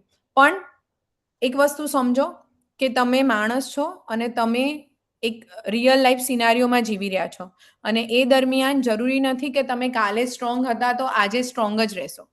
તમને ગમે ત્યારે કોઈ પણ વસ્તુ અને કોઈ પણ માનસિક બીમારી આવી શકે છે અને કોઈ પણ લાગણી ફીલ થઈ શકે છે. એ કમ્પ્લીટલી નોર્મલ છે. તમને સડનલી રડવું આવે, સડનલી ચીડિયાપણું થાય કે પછી ડિપ્રેશન ડેવલપ થાય તો એમાં માત્ર તમે કોઈ વસ્તુનું ટેન્શન લઈ લીધું નથી છતાં પણ ડિપ્રેશન આવી ગયું છે એવું માનવાની જરૂર નથી. કારણ કે બહુ બધા પરિબળો છે કે જેના લીધે ડિપ્રેશન કે એન્ઝાયટી કે ઓસીડી બધું ડેવલપ થતું હોય છે. અને એ બધું ડિટેલમાં તમે સમજવા જશો તો એ દરમિયાન તમે હેલ્પથી વંચિત રહેશો. એટલે સૌથી પહેલાં તમારા જે ઇમોશન્સ છે એને તમે એક્સેપ્ટ કરો અને એ દરમિયાન તમે કાઉન્સેલિંગ છે, તમારી લાઇફસ્ટાઇલ ચેન્જીસ છે કે પછી સાયકેટ્રિસ્ટને કન્સલ્ટ કરો છો તો પણ કોઈ એવું નથી કે તમારી દવાઓ ક્યારેય બંધ નહીં થઈ શકે અને તમે આમાંથી બહાર નહીં આવી શકો. અમે રેગ્યુલરલી બહુ બધી એવી ફિમેલને ડાયગ્નોઝ પણ કરતા હોઈએ છીએ, ટ્રીટ પણ કરતા હોઈએ છીએ અને એમની દવાઓ પણ બંધ કરતા હોઈએ છીએ. પણ ક્યારે કે જ્યારે રેગ્યુલરલી એ પોતાની લાગણીઓને સ્વીકારીને આવે છે, હેલ્પ માટે રેડી થાય છે, સાથે સાથે ફેમિલી સપોર્ટિવ હોય છે અને પ્રોપર દવા અથવા તો કાઉન્સેલિંગ અથવા બંને જે એડવાઇસ કરી છે એ લે છે તો તમે ડેફિનેટલી દવામાંથી ફ્રી થઈ જ શકો છો. એટલે લોકો જે કહે છે એના માનવા કરતાં તમને શું ફીલ થઈ રહ્યું છે અને તમને કઈ લાગણીઓ થઈ રહી છે એને ઇમ્પોર્ટન્સ આપો. જે છે મેં તમને કહ્યું કે લોકો શું કહે છે અને જે સૌથી મોટા મેન્ટલ હેલ્થ કિલર છે કે તમે કયા વસ્તુથી પોતાની જાતને સાચવી શકો તો કે સતત mobile, negative news, social media comparison, ખરાબ ઊંઘ, અનહેલ્ધી લાઇફસ્ટાઇલ, બહુ વધારે જંક ફૂડ ખાતા હોય, કોન્સ્ટન્ટલી તમે હરી વરી અને કરીમાં રહેતા હોય, પોતાની ફિલિંગને શેર ના કરતા હોય અને તમારી સેલ્ફને સૌથી ઓછું ઇમ્પોર્ટન્સ આપતા હોય. તો આ બધું જ તમારી માનસિક સ્વાસ્થ્ય માટે સારું નથી. વેધર તમે પ્રેગ્નન્ટ છો કે નહીં કે ફ્યુચરમાં પ્રેગ્નન્ટ થવા માંગો છો. આ બધું જ જ્યારે અતિ થાય છે ત્યારે તમારી મેન્ટલ હેલ્થ એ કોઈ રિસ્કમાં મુકાય છે. અને આમાંથી બહુ બધી એવી વસ્તુઓ છે કે જે તમે પોતે જ કંટ્રોલ કરી શકો છો. એટલે ઇવન નાના નાના ચેન્જીસ પણ તમને લોંગ ટર્મમાં ઘણી હેલ્પ કરી શકે છે. એટલે આજે તમારે એક ડિસાઇડ કરવાનું છે કે આ જે લિસ્ટ છે એમાંથી તમે કઈ એક વસ્તુ છોડવા માંગો છો. જે ગર્ભાવસ્થા માટે વેલનેસનું એક ચક્ર છે એમાં માનસિક સુખાકારી કે તમારી લાગણીઓને સ્વીકારો, ગ્રેટિટ્યુડ પ્રેક્ટિસ કરો, હેલ્પ લો અને પોતાની સેલ્ફને ઇમ્પોર્ટન્સ આપો. દેન તણાવ વ્યવસ્થાપન, તમે ડીપ બ્રીથિંગ કરી શકો, મેડિટેશન કરી શકો, પ્રેયર કરી શકો. થોડી ટાઈમ માટે તમે એક એસ્કેપ લઈ શકો છો અને રેસ્ટ કરી શકો છો. સાથે સાથે થર્ડ થિંગ છે તમે પ્રોપર રેસ્ટ કરો અને સ્લીપ મેન્ટેન કરો. દેન ફિઝિકલ એક્ટિવિટી, ઇફ ડૉક્ટર અલાઉ કરે છે અને તમારી જે ફિઝિકલ એક્ટિવિટી અલાઉડ છે તો પછી હળવી એવી કસરત કરો અને તેમાંથી તમને જે પોઝિટિવ હોર્મોન રિલીઝ થશે ને એનાથી તમારી એનર્જી અને મૂડ એ બંનેમાં પોઝિટિવ ઇફેક્ટ આવશે. દેન સેલ્ફ કેર, કે તમારે એવી વસ્તુઓ કરવાની છે કે જે તમારા મનને શાંતિ આપે છે. પ્રોપર બેધિંગ કરો, કોઈ એક વસ્તુનું વાંચન કરો, જર્નલિંગ કરો અથવા તો તમારો જે શોખ છે એના રિગાર્ડિંગ તમે કંઈક કરી શકો છો. દેન તમારા સંબંધ અને સહારો, એટલે કે તમારા ફ્રેન્ડ છે કે તમારું પાર્ટનર છે કે તમારી ફેમિલી છે, એ જે સપોર્ટ સિસ્ટમ છે એને તમે હેલ્પ લઈ શકો અને એ તમને વધારે ડે ટુ ડેમાં હેલ્પ કરી શકે છે કે તમારી પ્રેગ્નન્સી જર્ની કઈ રીતે નોર્મલ બની શકે. દેન તમારા વોટર ઇન્ટેક અને હાઇડ્રેશન પર પ્રોપર ધ્યાન આપો. ડિહાઇડ્રેશન રહેશો તો એ દરમિયાન તમારા બ્લડ ફ્લોમાં અને ઓવરઓલ એનર્જીમાં બહુ વધારે તકલીફ થઈ શકે છે. એટલે પ્રોપર વોટર ઇન્ટેક પર ધ્યાન આપવું જરૂરી છે અને તમારા ફૂડ પર ધ્યાન આપો. જંક ફૂડ ને એ બધું લેવા કરતાં ઘરે જ જે બનતો દેશી ઘરનું જે ફૂડ છે પ્લસ જે કોઈ સિઝનલ ફ્રૂટ છે કે સિઝનલ વેજીટેબલ્સ છે એ બધું તમે લઈ શકો છો. તમે પ્રોટીન, અનાજ અને હેલ્ધી ફેટ્સનો તમારા ફૂડમાં સમાવેશ કરી શકો છો. કારણ કે આ બધું જ તમારા પોતાના અને તમારા ગર્ભમાં જે જીવ વિકસી રહ્યો છે એના માટે જરૂરી છે. હવે એક માતાને સૌથી વધારે શું જોઈએ છે તો કે એક મધરને ક્યારેક દવાઓ નથી જોઈતી, મોટિવેશન કે જે આપણે બધું સરસ છે, બધું થઈ જશે, બાળકનો બર્થ થઈ જોઈએ, એ બધી એડવાઇસ અને મોટિવેશન નથી જોઈતું, પણ ક્યારેક એને કોઈક એવું જોઈએ છે કે જે માત્ર એને સમજે અને સમજ્યા પછી એને સમજાવે, અથવા તો એ સમય દરમિયાન કોઈ એનો હાથ પકડે અને એને કહી દે કે ડોન્ટ વરી, આ બધામાં તું એકલી નથી. કેટલીક વખત માતાને ખાલી આટલું જ જોઈતું હોય છે, પણ આપણે શું કરીએ છીએ એઝ અ ફેમિલી અથવા તો પછી લાઈફ પાર્ટનર, કે આપણે એને એડવાઇસ આપવા લાગીએ કે પછી એની વાતોને ડિસમિસ કરવા લઈએ, તો એ વસ્તુ એને હેલ્પ નથી કરતી. ઘણીવાર તમે કંઈ નહીં બોલો, ખાલી એને સાંભળશો તો પણ એને વેલિડેટ ફીલ થશે. સો આજે ઘરે લઈને શું જશો? તો આજના જે મેઇન મેસેજીસ છે કે મારી લાગણીઓ મહત્વની છે. લોકો કહે છે કે આ બધું ઇગ્નોર કરી દે, તો એને ઇગ્નોર કરવી જરૂરી નથી. તમારી મેન્ટલ હેલ્થ એ પણ એ તમારી પ્રેગ્નન્સી જર્નીનો એક પાર્ટ છે, અને તમારી મેન્ટલ હેલ્થનું ધ્યાન રાખતા રાખતા તમને એવું લાગે છે કે મને ઇમોશનલી હું વીક ફીલ કરી રહી છું અને મને હેલ્પની જરૂર છે, તો કોઈ એ વીકનેસની સાઇન નથી. અને તમારી સેલ્ફને તમે જે આપણે માનતા આવ્યા છીએ કે તારે પરફેક્ટ માતા બનવાનું છે અને પરફેક્ટ રહેવાનું છે, નો, તમારે પરફેક્ટ બનવું પણ નથી અને બનવાની જરૂર પણ નથી. અને તમે તમારા બાળક માટે તમે જે પોતે છો એ જ રહીને સૌથી સારી માતા બની શકો છો. લોકો તમને જે ઢાંચામાં ઢાળીને તમને ચેન્જ કરીને જે મધર બનાવે છે, એ રીતે તમે તમારી સેલ્ફને હેલ્પ નથી કરતા, પરંતુ તમારી સેલ્ફને ઇમોશનલ વનરેબિલિટીમાં નાખી રહ્યા છો. એક ફેમિલી ટ્રી છે અને એના સેન્ટરમાં મધર છે, અને તમે જોઈ શકો છો કે મધરની આસપાસ જે ઝાડ કુંપળો ખીલેલી છે, એના પરથી એ સમજાય છે કે જે મધર ઇમોશનલી સ્ટેબલ છે, ખુશ છે, તો એ બધી ઇફેક્ટ ઇવન એના ઇનલોઝ, એના હસબન્ડ અને ડિરેક્ટલી એના બાળકોમાં જાય છે. એટલે એક માતાનું માનસિક રીતે સ્વસ્થ હોવું અને પોતાની લાગણીઓ વિશે જાગૃત રહીને પોતાની સેલ્ફ અવેરનેસમાં ઇન્વેસ્ટ કરે એ બહુ જ જરૂરી છે. અને છેલ્લો પ્રશ્ન મારો તમને એ છે કે તમારા સેલ્ફને પૂછવાનું છે કે હવેથી હું મારા મનની કાળજી કઈ રીતે રાખીશ, અને જો જરૂર હશે તો શું હું મદદ માંગવાની હિંમત રાખી શકું છું? આ બંને ક્વેશ્ચન આજે તમારે તમારી સેલ્ફને કરવાના છે. એક માતાનું સૌથી મોટું બળ તેની પરફેક્ટનેસ નથી, પરંતુ એવરીડે પ્રેમથી, હિંમતથી અને આશાથી આગળ વધવાની તેની ક્ષમતા છે.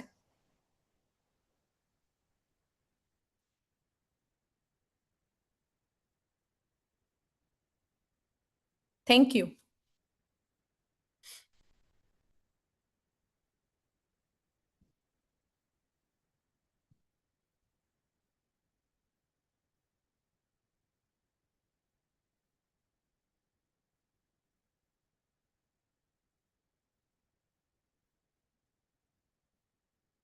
કોઈને કોઈ પ્રશ્નો પૂછવા હોય તો પૂછી શકો છો.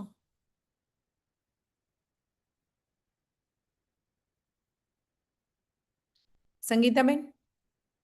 કન્ટિન્યુ રાખો, પ્રશ્નોત્તરી થશે. હજી સમય છે, 20 મિનિટ તમારી પાસે છે, 15 મિનિટ જેવું. એટલે ક્વેશ્ચન આન્સર સેશન માટેનો જ અત્યારનો સમય આપણે ફાળવેલો છે. ઓકે ઓકે, આ ભલે ભલે. હા, ચેટ બોક્સમાં ઘણા બધા છે પ્રશ્નો. યસ.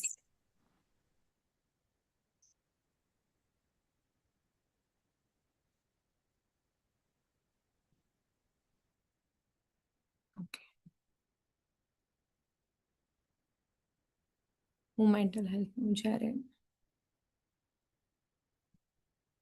બધાએ બહુ ઉત્સાહી રીતે જવાબો આપેલા છે.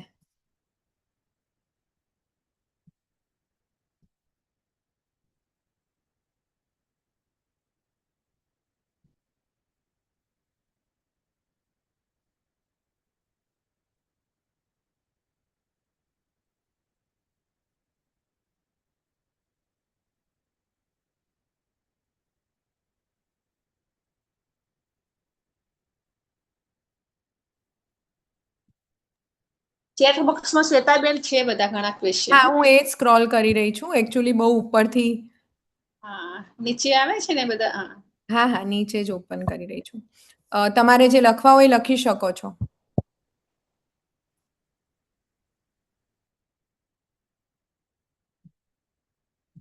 પોસ્ટપાર્ટમ ડિપ્રેશન ડ્યુરેશન ક્યાં સુધી નોર્મલ ક્વેશ્ચન છે. અગેઇન પોસ્ટપાર્ટમ ડિપ્રેશન મેં તમને વાત કરી એમ પોસ્ટપાર્ટમ બેબી બ્લ્યુઝ છે એ નોર્મલ છે. પોસ્ટપાર્ટમ ડિપ્રેશન એ નોર્મલ નથી. એક મેડિકલ કન્ડિશન છે અને એને તમારે કોઈ પ્રોફેશનલની હેલ્પથી લેવાની હોય છે. પણ જે પોસ્ટપાર્ટમ બેબી બ્લ્યુઝ છે આપણે વાત કરીએ એમ કે 1 થી 2 અઠવાડિયા કે પછી મંથ સુધી રહી શકે છે.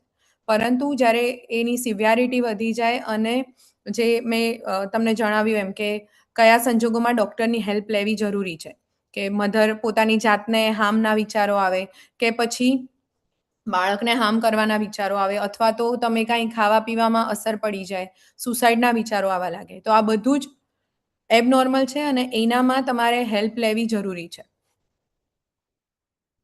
મારે 5th મંથ છે તો બીપી એન્ડ શુગર આવેલું છે તો બેબીમાં આવશે સહી.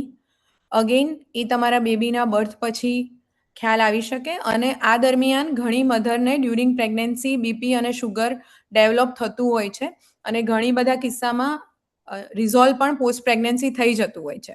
એટલે કોઈ એવી ફિક્સ ડેફિનેશન નથી કે તમને પ્રેગ્નન્સી દરમિયાન અત્યારે આવ્યું છે તો તમારા બાળકમાં એ જશે જ.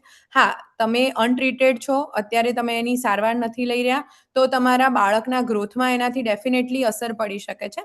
એટલે તમારા ગાયનેકોલોજીસ્ટની સલાહ મુજબ એના મુજબ જે દવાઓ હોય એ ચાલુ કરવી હિતાવહ છે. મારે 7th મંથ ચાલે છે બટ ગેસ ને કબજિયાત રહે છે તો શું કરવું?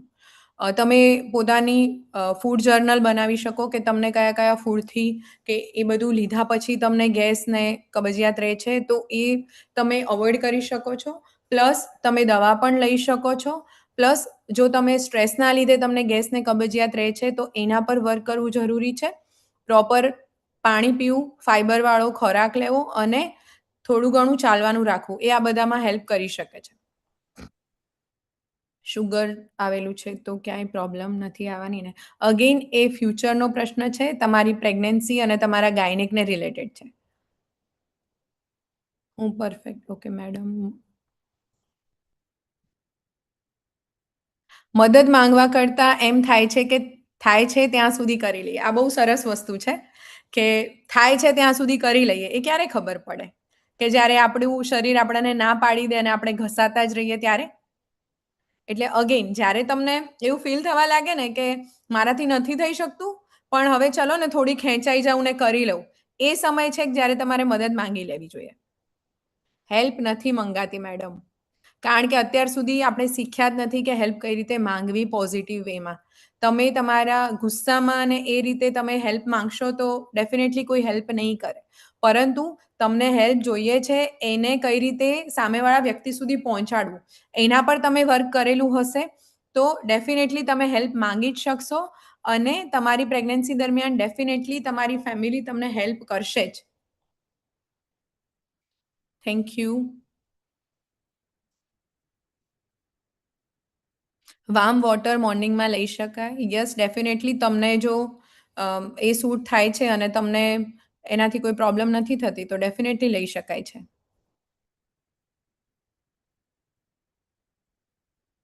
મારું 8 મંથ ચાલુ છે અને મને મેલીનો ભાગ નીચે છે એવું કીધું છે તો મારે શું ધ્યાન રાખવાનું અને મારે નોર્મલ ડિલિવરી થશે?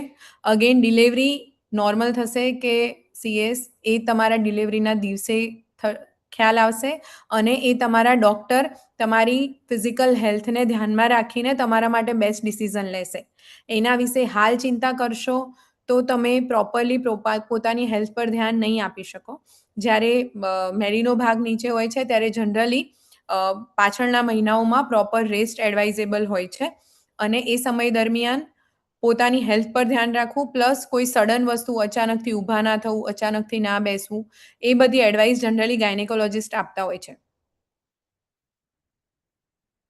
અટેન્શન સીકર બની જઈએ કે પેમ્પર કરે પૂછે આપને? મને એકચ્યુઅલી ક્વેશ્ચન નથી સમજાતો. વૈશાલી ગુના, તમે ફરીથી લખી શકો છો? How to keep positive on our over thinking. Okay, over thinking પર પોઝિટિવ કઈ રીતે રહી શકાય? સૌથી પહેલાં તો તમે ઓવર થિંકિંગ કરી રહ્યા છો એને એક્સેપ્ટ કરો અને તમારા જે ઓવર થિંકિંગ દરમિયાન જેટલા પણ વિચારો આવે છે એ બધાને જ તરત ને તરત સોલ્વ કરવા અને એ બધાનો તરત ને તરત ઉકેલ લાવવો જરૂરી નથી. આપણા મગજમાં 1000 વિચાર આવતા હોય પણ 1000 વિચારોને એ જ સમયે સોલ્વ કરવા જરૂરી નથી હોતા.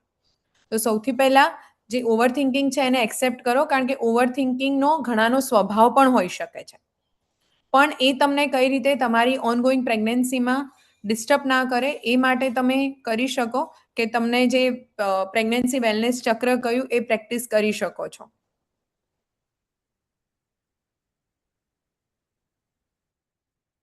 મેડમ, મારું બેબી ઊંધું મીન્સ કે બ્રિજ ટાઈપ છે તો કરવું મારે 8th મંથ. તમે શું ક્વેશ્ચન પૂછો છો એ મને આઈડિયા નથી આવી રહ્યો. ફેમિલી ન સમજે તો એ લોકોએ કેવી રીતે સમજવું જોઈએ છે કે કામ ન થાય તો તકલીફ. ફેમિલી ઓકે, ફેમિલી ના સમજે તો એ લોકોને કઈ રીતે સમજાવવું જોઈએ. ઓકે, સૌથી પહેલાં તમારી પ્રેગ્નન્સી છે તો એ દરમિયાન તમારે તમારી ફેમિલી સાથે પ્રોપર ડિસ્કસ કરવાનું છે. મેં કહ્યું એમ તમારી વાતને રાખો. તમે ગુસ્સામાં કે પછી પ્રોપર કમ્યુનિકેટ નહીં કરો તો પણ એ નેગેટિવ રીતે લઈ શકે છે.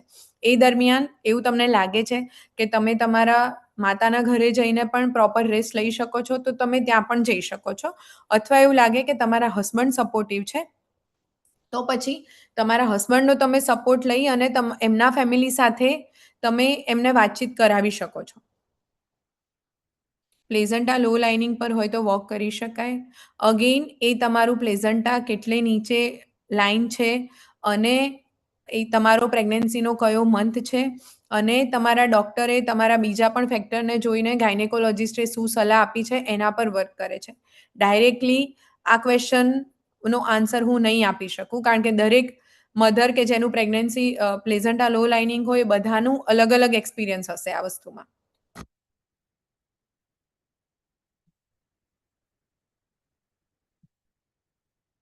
બહુ રડવું આવે છે, કંઈ ગમતું નથી, ઘરના લોકો એકલું રહેવું છે મારે, આવું થાય છે મને.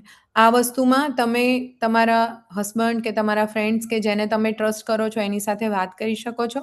તમને એવું ફીલ થાય કે તમારે કોઈની સાથે વાત કરવી છે તો મારો કોન્ટેક્ટ તમે લઈને તમે વાત કરી શકો છો, અથવા તો પછી તમારા ગામમાં કે નજીકમાં જે પણ કોઈ સાયકેટ્રિસ્ટ કે સાયકોલોજિસ્ટ અવેલેબલ છે એમની તમે હેલ્પ લઈ શકો છો.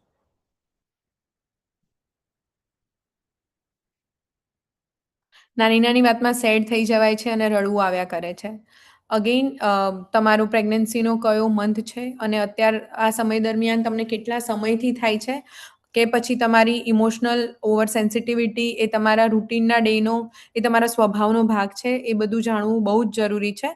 બટ એ જો ઓવર રિએક્ટ થઈ જતું હોય કે પછી તમે ગુસ્સામાં કંઈક ના બોલવાના શબ્દો બોલી જતા હોય કે પોતાની સેલ્ફને હાર્મ કરી દેતા હોય તો આ બધામાં પ્રોપર સાયકેટ્રિક કન્સલ્ટેશન નીડફુલ છે. પ્લેઝન્ટા લો લાઇંગ ગ્રેડ 3 છે, 38 વીક, નોર્મલ થાય કે CS થાય, ઊંઘ પણ નથી આવતી, 23/7 EDD છે. Again your gynaecologist will decide, અને તમારા ડૉક્ટર જે સલાહ આપે છે એના પર ટ્રસ્ટ કરજો. ગૂગલ જે કહે છે કે ઇવન અત્યારે હું પણ જે કહું છું એના પર ટ્રસ્ટ ના કરતા. એ સમયે એ દિવસે તમારી જે કન્ડિશન હોય ને એ મુજબ જે ડિસિઝન આવે એ મુજબ તમે એ ડિસિઝન માટે રેડી રહેજો. મારે 5th મંથ છે અને હાથમાં દુખાવો રહે છે, હાથ હલનચલન થાય છે તો અંદર નસ ખેંચાય છે, નોર્મલ છે? નો, આ નોર્મલ નથી. તમારે એના માટે ડૉક્ટરને બતાવવું જોઈએ. સોજા અને બીપી વધારે રહે છે અને પ્રોટીન ઓછું છે તો શું કરવાનું? એક વખત પ્રોપર ઇવેલ્યુએશન જરૂરી છે. ક્રિએટિનિન અને તમારી હાર્ટ હેલ્થ જાણવી જરૂરી છે. કોઈ કંઈ કહે તો રડવું બહુ આવી જાય તો સૌથી પહેલાં તો તમારે એ જોવાનું છે કે તમને કોઈ જ્યારે કહી રહ્યું છે એ તમારા સારા માટે છે કે તમારા થી ગુસ્સે થઈને કહી રહ્યું છે. અને એમાં પણ તમારી પર્સનલ એક્સપેક્ટેશન કેટલી છે કે જ્યારે તમને કોઈ તમારા સારા માટે કહે છે તો પહેલેથી તમને એવું છે કે તમારા વિશે કોઈ ખરાબ કહે છે અને સહન નથી થતું. એ વસ્તુ બહુ જ મેટર કરે છે. એટલે સૌથી પહેલાં એ વસ્તુને ઓળખવાનું છે, અને છતાં પણ આ વસ્તુમાં ઇશ્યુ રહે છે તો તમે કાઉન્સેલિંગ લઈ શકો છો. નારિયેળ પાણી પીવાથી ડિલિવરી પછી બેબીને ગેસ થવાના પ્રોબ્લેમ. અગેઇન આ બધી વસ્તુઓ બહુ પર્સનલ છે અને નારિયેળ પાણી પીવાથી થાય કે પછી કંઈક ખાવાથી થાય કે આ બધી જ બહુ બધી મિથ કે જે આપણે કહીએ છીએ કે બહુ બધી ખોટી વસ્તુઓ આપણા સમાજમાં ચાલી આવતી હોય છે. અગેન તમે શું પીવો છો, શું ખાઓ પીવો છો એ તમારા બેબી પર અસર કરે, પણ એનાથી પણ વધારે અસર કરે છે કે તમે કેવી તમારી મેન્ટલ હેલ્થ કન્ડિશન છે, તમે ઇમોશનલી સ્ટેબલ છો કે નહીં. I am mother of 10-month baby, but I can't avoid my overthinking. Is it postpartum depression? How to cure?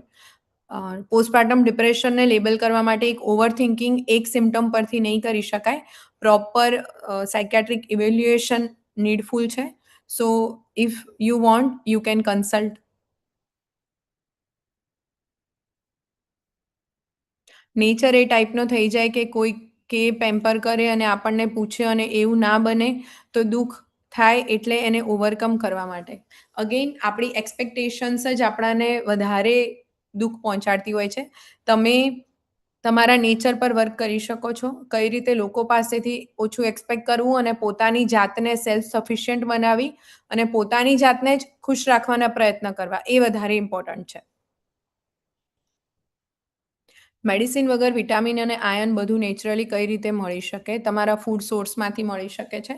તમે પ્યોર વેજ હો તો ડિફિકલ્ટ છે, બટ અગેન તમે તમારા રિસન્ટ રિપોર્ટ શું છે અને કઈ રીતે તમારી ઓનગોઈંગ ટ્રીટમેન્ટ છે એના પરથી ડિસાઇડ થઈ શકે છે. મેમ મારું બેબી ઊંધું મીન્સ કે બ્રીડ ટાઈપ છે, તો શું કરવું જોઈએ? કે નોર્મલ અગેન એક વખત બ્રીડ છે તો એ નોર્મલ પોઝિશનમાં આવવા માટે એક પ્રોસિજર આવતી હોય છે કે જે ડૉક્ટર કરી શકે છે. તમે જો હેલ્ધી હોવ છો અને તમારા ગાયનિક એ વસ્તુ માટે રેડી છે તો you can go for that.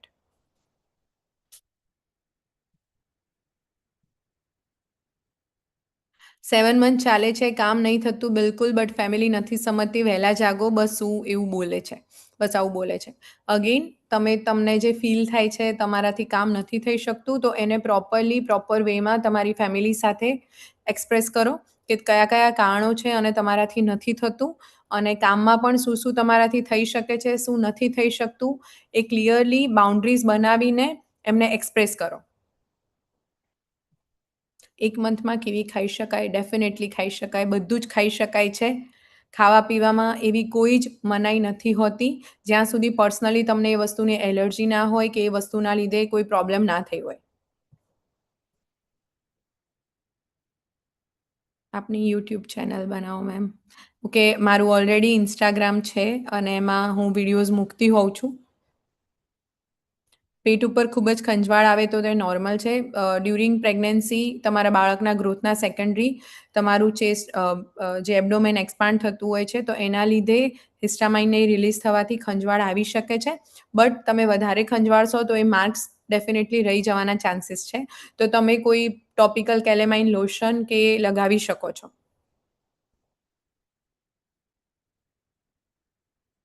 મારા હસબન્ડનો નેચર અલગ છે, એ સપોર્ટ કરે બહુ, બટ એમને પ્રેમથી હગ કરવું કે તારી તબિયત કેમ છે એવું પૂછતા નથી તો મને દુઃખ લાગે. મારે 5th મંથ ચાલે છે. અગેન તમે જ કહ્યું કે મારા હસબન્ડનો નેચર અલગ છે, તો તમને જ્યારે ઓલરેડી ખબર છે કે એ તમારને સપોર્ટ કરે છે પણ આ એમનાથી નથી આવડતું, તો first of all accept this ના. બધા લોકો આપણે જે એમને ઢાંચામાં બેસાડવાનો પ્રયત્ન કરીએ છીએ એમાં બધા નથી બેસી શકતા.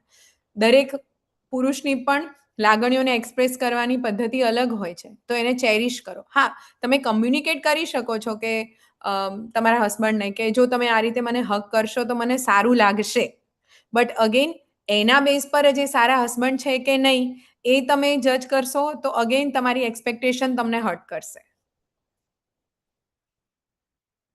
Expectation will hurt me but I can not control it. Again એના માટે પ્રોપર સાયકોલોજીકલ વર્કઅપ જોઈએ, પ્લસ તમારી પણ એટલી તૈયારી જોઈએ કે તમે એ વસ્તુને ચેન્જ કરવા માંગો છો. જ્યારે આપણાને ખબર પડે કે હું જ્યારે સપોઝ કે આપણે એક્ઝામ્પલ લઈએ કે કોઈ ચપ્પલ છે અને આપણે પહેરીએ છીએ અને દર વખતે આપણાને પેઇન થાય છે, છતાં બી આપણે એ ચપ્પલ દરરોજ પહેરીએ તો ડેફિનેટલી એના લીધે જંઠિયા થવાના જ છે. સેમ વસ્તુ આમાં છે કે તમને ખબર છે તમારી એક્સપેક્ટેશન તમને હર્ટ કરી રહી છે, તો તમારે એના માટે ડેફિનેટલી વર્કઅપ કરવું જોઈએ. તમે નહીં કરો તો ત્યાં સુધી આ લૂપમાં ચાલતા જ રહેશો અને તમારા પર્સનલ રિલેશનશિપ એનાથી સફર થતા રહેશે.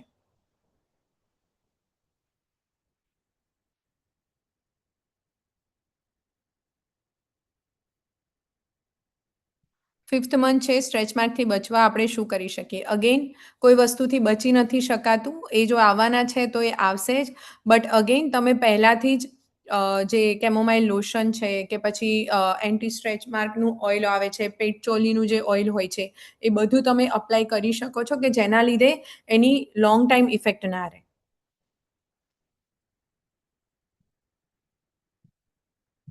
ઓકે.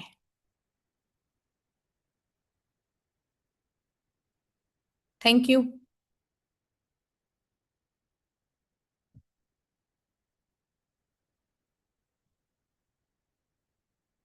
એક વખત હું મારું જે આઈડીને છે એક વખત બધાને બતાવી દઉં છું, તો કોઈને કોન્ટેક્ટ કરવો હોય તો કરી શકે.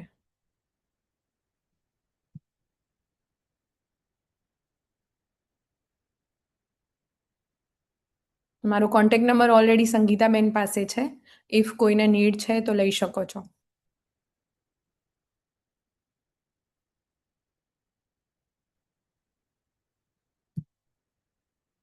Anything else? સંગીતાબેન, તમને કોઈ પ્રશ્ન હોય? અવાજ નથી આવતો, તમે મ્યુટ છો. હા, તમે બધા પ્રશ્નોનું સોલ્યુશન કરી દીધું છે. Thank you. ખરેખર મને નથી ખબર હોય કે આટલી શ્વેતાબેન આટલા હશે. મને એવી ઈચ્છા છે કે તમે એક દિવસ ગાયત્રી મંદિરમાં પણ સેવા આપવા આવો, એક સેમિનાર રાખીએ તમારો. ડેફિનેટલી પાટણ. રાખીશું. ડેફિનેટલી આપણે ચોક્કસપણે કરીશું. કોઈ પ્રશ્ન તમે બાકી નથી રાખ્યો. બહેનોને મૂંઝવતા હોય સામાન્યમાં સામાન્ય બાબતોનું તમે ધ્યાન રાખીને દરેક પ્રશ્નનું સોલ્યુશન કર્યું છે. બહેનોને હજી કોઈ પ્રશ્ન હોય કહેજો. સરસ તમે જ્ઞાન આપ્યું. Thank chat you. બોક્સમાં એક પ્રશ્ન આવેલો છે. 1 મિનિટ.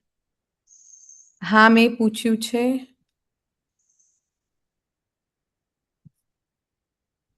કયો ક્વેશ્ચન તમે કહી રહ્યા છો? છેલ્લે હશે. થેન્ક યુ જ છે. બ્રેસ્ટ નીચે અને પેટનો ભાગ જ્યાંથી વધે ત્યાં બ્લેકનેસ આવી ગઈ છે, તો એ નોર્મલ કે કંઈ એડવાઇસ આપો? તમારા બોડીમાં જે પ્રેગ્નન્સી દરમિયાન ચેન્જીસ થાય છે એનો આ ભાગ હોઈ શકે છે, અને એના ભાગ સ્વરૂપે તમને બ્લેકનેસ કે પછી ઇન્સ્યુલિન રેઝિસ્ટન્સ જ્યારે બોડીમાં વધતો હોય છે, તો એક વખત તમારું ડાયાબિટીસ ને એ બધું વર્કઅપ કરાવી લો. કદાચ એના લીધે પણ આ બધું હોઈ શકે છે, કે પછી કોઈ ફંગલ ઇન્ફેક્શન કે એ પણ હોઈ શકે છે ઓનગોઈંગ. બીપી લો આવે છે તો શું કરવું? તમારું બીપી ઓલરેડી જ્યારે પ્રેગ્નન્સીમાં હિમોડાયલ્યુશન થતું હોય છે, તો એના લીધે ઘણા ખરા કિસ્સાઓમાં ઓછું હોઈ શકે છે.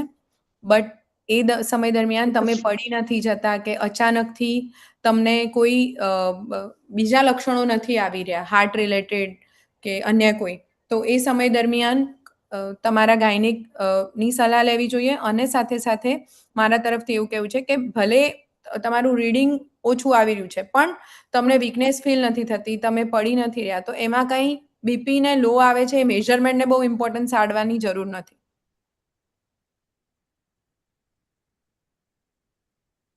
મેડમ, એસિડિટી ડેઇલી થાય છે, જેના લીધે સૂવામાં પણ પ્રોબ્લેમ આવે છે. મતલબ કે તમને ઓલરેડી સ્લીપની પણ પ્રોબ્લેમ છે, તો તમારી સ્લીપ ડિસ્ટર્બન્સ છે એનું પણ વર્કઅપ કરવું જોઈએ, અને એસિડિટી રિલેટેડ પણ વર્કઅપ કરાવવું જોઈએ.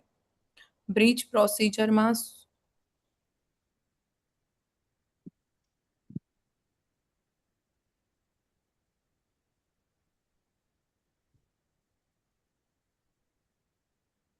મારે 8th મંથ ચાલે છે, શું ધ્યાન રાખવું જોઈએ?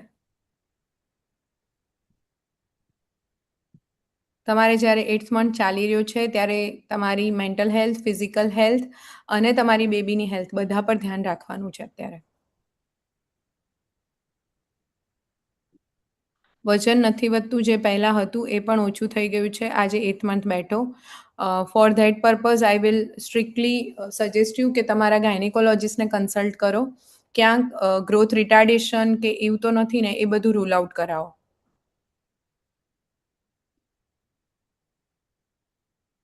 બ્રીચ પ્રોસિજરમાં શું હોય છે? બ્રીચ પ્રોસિજરમાં પહેલાં ટ્રાય કરતા હતા કે જ્યારે બેબી બ્રીચ પ્રેઝન્ટેશન હોય છે તો ડૉક્ટર મેન્યુઅલી બાળકને જે નોર્મલ પોઝિશનમાં લાવવાનો ટ્રાય કરે. બટ અગેન એ અત્યારે પ્રેક્ટિસ થાય છે કે નહીં, કે એના તમારા બોડીમાં એના શું ઇન્ડિકેશન છે, કોન્ટ્રા ઇન્ડિકેશન છે, એ બધું બહુ પર્સનલાઇઝ છે. ભૂખ નથી લાગતી, મને 7 સ્ટાર્ટ થયો છે, તો શું કરવું? ઘણા ખરા કિસ્સાઓમાં તમને ભૂખ ના લાગતી હોય, એની સાથે સાથે પણ બીજા સિમ્ટમ્સ હોય, તો તમારા ગાયનેકોલોજીસ્ટનું કન્સલ્ટ કરો. બેબીની હેલ્થ અને બેબીના જે FHS છે એના મેજર કરાવડાવો. બેક પેઇન થાય છે 5th મંથ. પ્રેગ્નન્સીમાં જ્યારે બેબીનો ગ્રોથ થતો હોય તો એના સેકન્ડરી તમારા જે બેબીનું વેઇટ આવે છે તો એના સેકન્ડરી બેક પર પણ પ્રેશર આવે છે, પ્લસ સડન જે વેઇટ ગેઇન થાય છે એના લીધે પણ બેક પેઇન થવું નોર્મલ છે. અને એ દરમિયાન તમે કઈ પોઝિશનમાં લાંબા સમય સુધી બેસો છો, તમારું અર્ગોનોમિક્સ કેવું છે, એ બધા પર પ્રોપર ધ્યાન આપવું જરૂરી છે.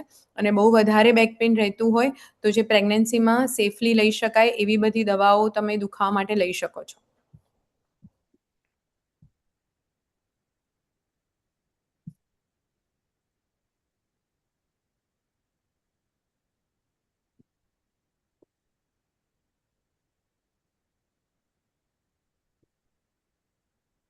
આઈ થિંક બધા પ્રશ્નોના જવાબ અપાઈ ગયા છે. હવે કોઈને ક્વેશ્ચન હોય તો બોલો, પ્રશ્ન હોય તો, નહીતર આપણે ગાયત્રી મંત્ર સાથે આ વ્યાખ્યાન આપણે ક્લોઝ કરીએ. હા, 1 મિનિટ. આભાર વિધિ તમારી કરી. મસ્ત મજાનો તમે કહેવાય છે, આટલા બીજી હતા છતાં સરસ તમારું જ્ઞાન અમને પીરસ્યું છે. કોઈ પણ બાબતનું ધ્યાન નથી. આ એક સાયકોલોજી કહેવાય છે, મનનું વિજ્ઞાન છે. એકચ્યુઅલીમાં ગર્ભ યાત્રા છે, મનનું વિજ્ઞાન છે. તો બહેનોને ખાસ બેને એક ઉપર ફોકસ આપ્યું. તમે જોયું આખું કે તમારી જે ગર્ભ યાત્રા છે માતાની, 9 મહિનાની ગર્ભ યાત્રા એ માતાનો ગર્ભખંડ છે. તો તમે એને એ 9 મહિના સુધી બાળક સાથે પ્રેમથી, ઊંઘથી રહો, આનંદથી રહો. આખો દિવસ બાળક સાથે જોડાયેલા રહો, જેથી તમારું અને બાળક બંનેનો આત્મવિશ્વાસ વધશે. અને કોઈને ના કીધું, પરિવારનો સાથ અને સહકાર તો મળશે. પણ હું બધાને બેનને તો કીધું, હું તમને પણ ખાસ કહીશ, 5 ઓગળીએ સરખી નથી હોતી. એટલે બધાના દરેક વ્યક્તિની પ્રકૃતિ અલગ અલગ હોય. ભાવ છે પણ બતાવી ના શકે. ખ્યાલ આવ્યો? અંદર પ્રેમ છે, બધી જ ખબર પડે છે, પણ અમુક પ્રકૃતિ એવી છે પતિની કે તમે બતાવી ના શકે. તો આપણે પણ આ 9 મહિનાની યાત્રામાં પતિને, ઘરના દરેક સભ્યને અમે બતાવીએ છીએ કે પોઝિટિવ થિંકિંગ આ પણ એક મનની યાત્રા છે. દરેક પરિસ્થિતિને તમારે આનંદથી પોઝિટિવ લેવાની છે. તો તમે અને બાળક સ્વસ્થ અને આનંદમાં રહેશો. અને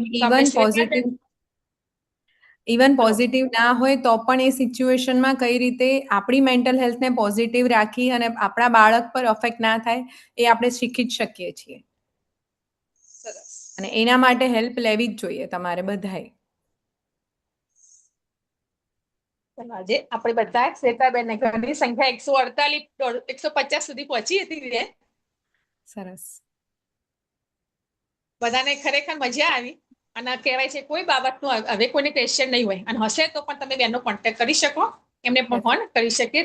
શ્વેતાબેનનો અવગઢે સંસ્કારમાં પેટી, ગુજરાત ઝોન, મહેસાણા ઉપઝોન વતી, પાટણથી સંગીતાબેન, હું તમારું હૃદયથી આભાર માનું છું. ખૂબ ખૂબ ખૂબ. જેટલો આભાર કહેવાય શબ્દો મારી પાસે નથી તમારી આભાર માનવાના, છતાં હૃદયથી પ્રેમથી તમારો આભાર માનું છું. આ ફરીથી અમને બહેનોને સેવા આપવા માટે હાજર થાઓ એવી પણ અમારી ઈચ્છા છે. તમે આપના જીવનમાં પણ ખૂબ આગળ વધો. પરમ પૂજ્ય ગુરુદેવ માં ભગવતી અને માં ગાયત્રીને અમે પ્રાર્થના કરશું. શ્વેતાબેનનો ખૂબ ખૂબ આભાર. સંગીતાબેન છે? બીજા સંગીતાબેન નથી. હા, નીકળી જાય છે. ચલો તો આવો આ સાથે. ધન્યવાદ ડોક્ટર શ્વેતાબેને. ખૂબ સુંદર ખરેખર જે આપણે માહિતી આપી છે આજે, ખાસ કરીને મેન્ટલ હેલ્થ છે એનો ઇસ્યુ દરેક બહેનોને આ સમયમાં રહેતો હોય છે. અને એમણે જે માહિતી આપી એ ખરેખર દરેક માટે ખૂબ જ ઉપયોગી હતી. હું ગર્ભવતી માતાઓને ખાસ કહીશ કે તમારી ડાયરીની અંદર તમે નોટ્સ કર્યું જ હશે. અને આ જે કાંઈ પણ સોલ્યુશન જે બેન દ્વારા આપવામાં આવ્યું એ તમારા માટે કાયમ માટે પરમેનન્ટ એક સારામાં સારું માર્ગદર્શન બની રહે, અને તમે એક સુંદર, સ્વસ્થ અને સંતુલિત બાળકને જન્મ આપી શકો એવી ખૂબ ખૂબ શુભકામના. ફરીને ડોક્ટર શ્વેતાબેનનો ખૂબ ખૂબ ધન્યવાદ. શાંતિ પાઠ સંગીતાબેન. આંખો બંધ રાખી, હા, આપણે બધા આંખો બંધ રાખી બંને હાથ પેટ ઉપર મૂકી ભગવાનને થોડી પ્રાર્થના કરશું 1 મિનિટ માટે, પછી આપણે શાંતિ પાઠ કરશું. બંને હાથ પેટ ઉપર. હે પરમાત્મા, હે ઈશ્વર, હે માં ગાયત્રી, મારા ગર્ભસ્થ શિશુની રક્ષા કરો. તેના અંગોમાં તમારી શક્તિ ઉતરે, તેનું હૃદય વિશાળ, પવિત્ર અને શુદ્ધ બને, તેનું મન શાંત અને સ્થિર બને, તેની બુદ્ધિ સતેજ બને, તેનો આત્મા તમારા તેજથી પ્રકાશિત રહે. તેને તમારું સૌંદર્ય આપો, તેને તમારો પ્રેમ આપો, તેને પ્રેમાળ અને પ્રેમ પૂર્ણ બનાવો. તેને તમારા જ્ઞાનથી સજ્જ કરો. તે પૃથ્વી ઉપર પહેલો શ્વાસ લે ત્યારથી હે પરમાત્મા, હે માં ગાયત્રી, તમે જ એના શ્વાસોશ્વાસમાં સદાય ધબકતા રહેજો. અત્ર તત્ર સર્વત્ર એકદમ શાંતિ છવાઈ રહી છે. ઓમ દો શાંતિ અંતરિક્ષ ગામ શાંતિ પૃથ્વી શાંતિ આપ શાંતિ ઔષધયઃ શાંતિ વનસ્પતયઃ શાંતિ વિશ્વે દેવા શાંતિ બ્રહ્મ શાંતિ સર્વે ગામ શાંતિ શાંતિરેવ શાંતિ સામા શાંતિરેતિ. ઓમ શાંતિ શાંતિ શાંતિ. જય ગુરુદેવ, જય માતાજી. સ્વસ્થ બનો, તંદુરસ્ત બનો અને 9 મહિનાની ગર્ભ યાત્રા તમારી આનંદથી પસાર થાય. જય ગુરુ.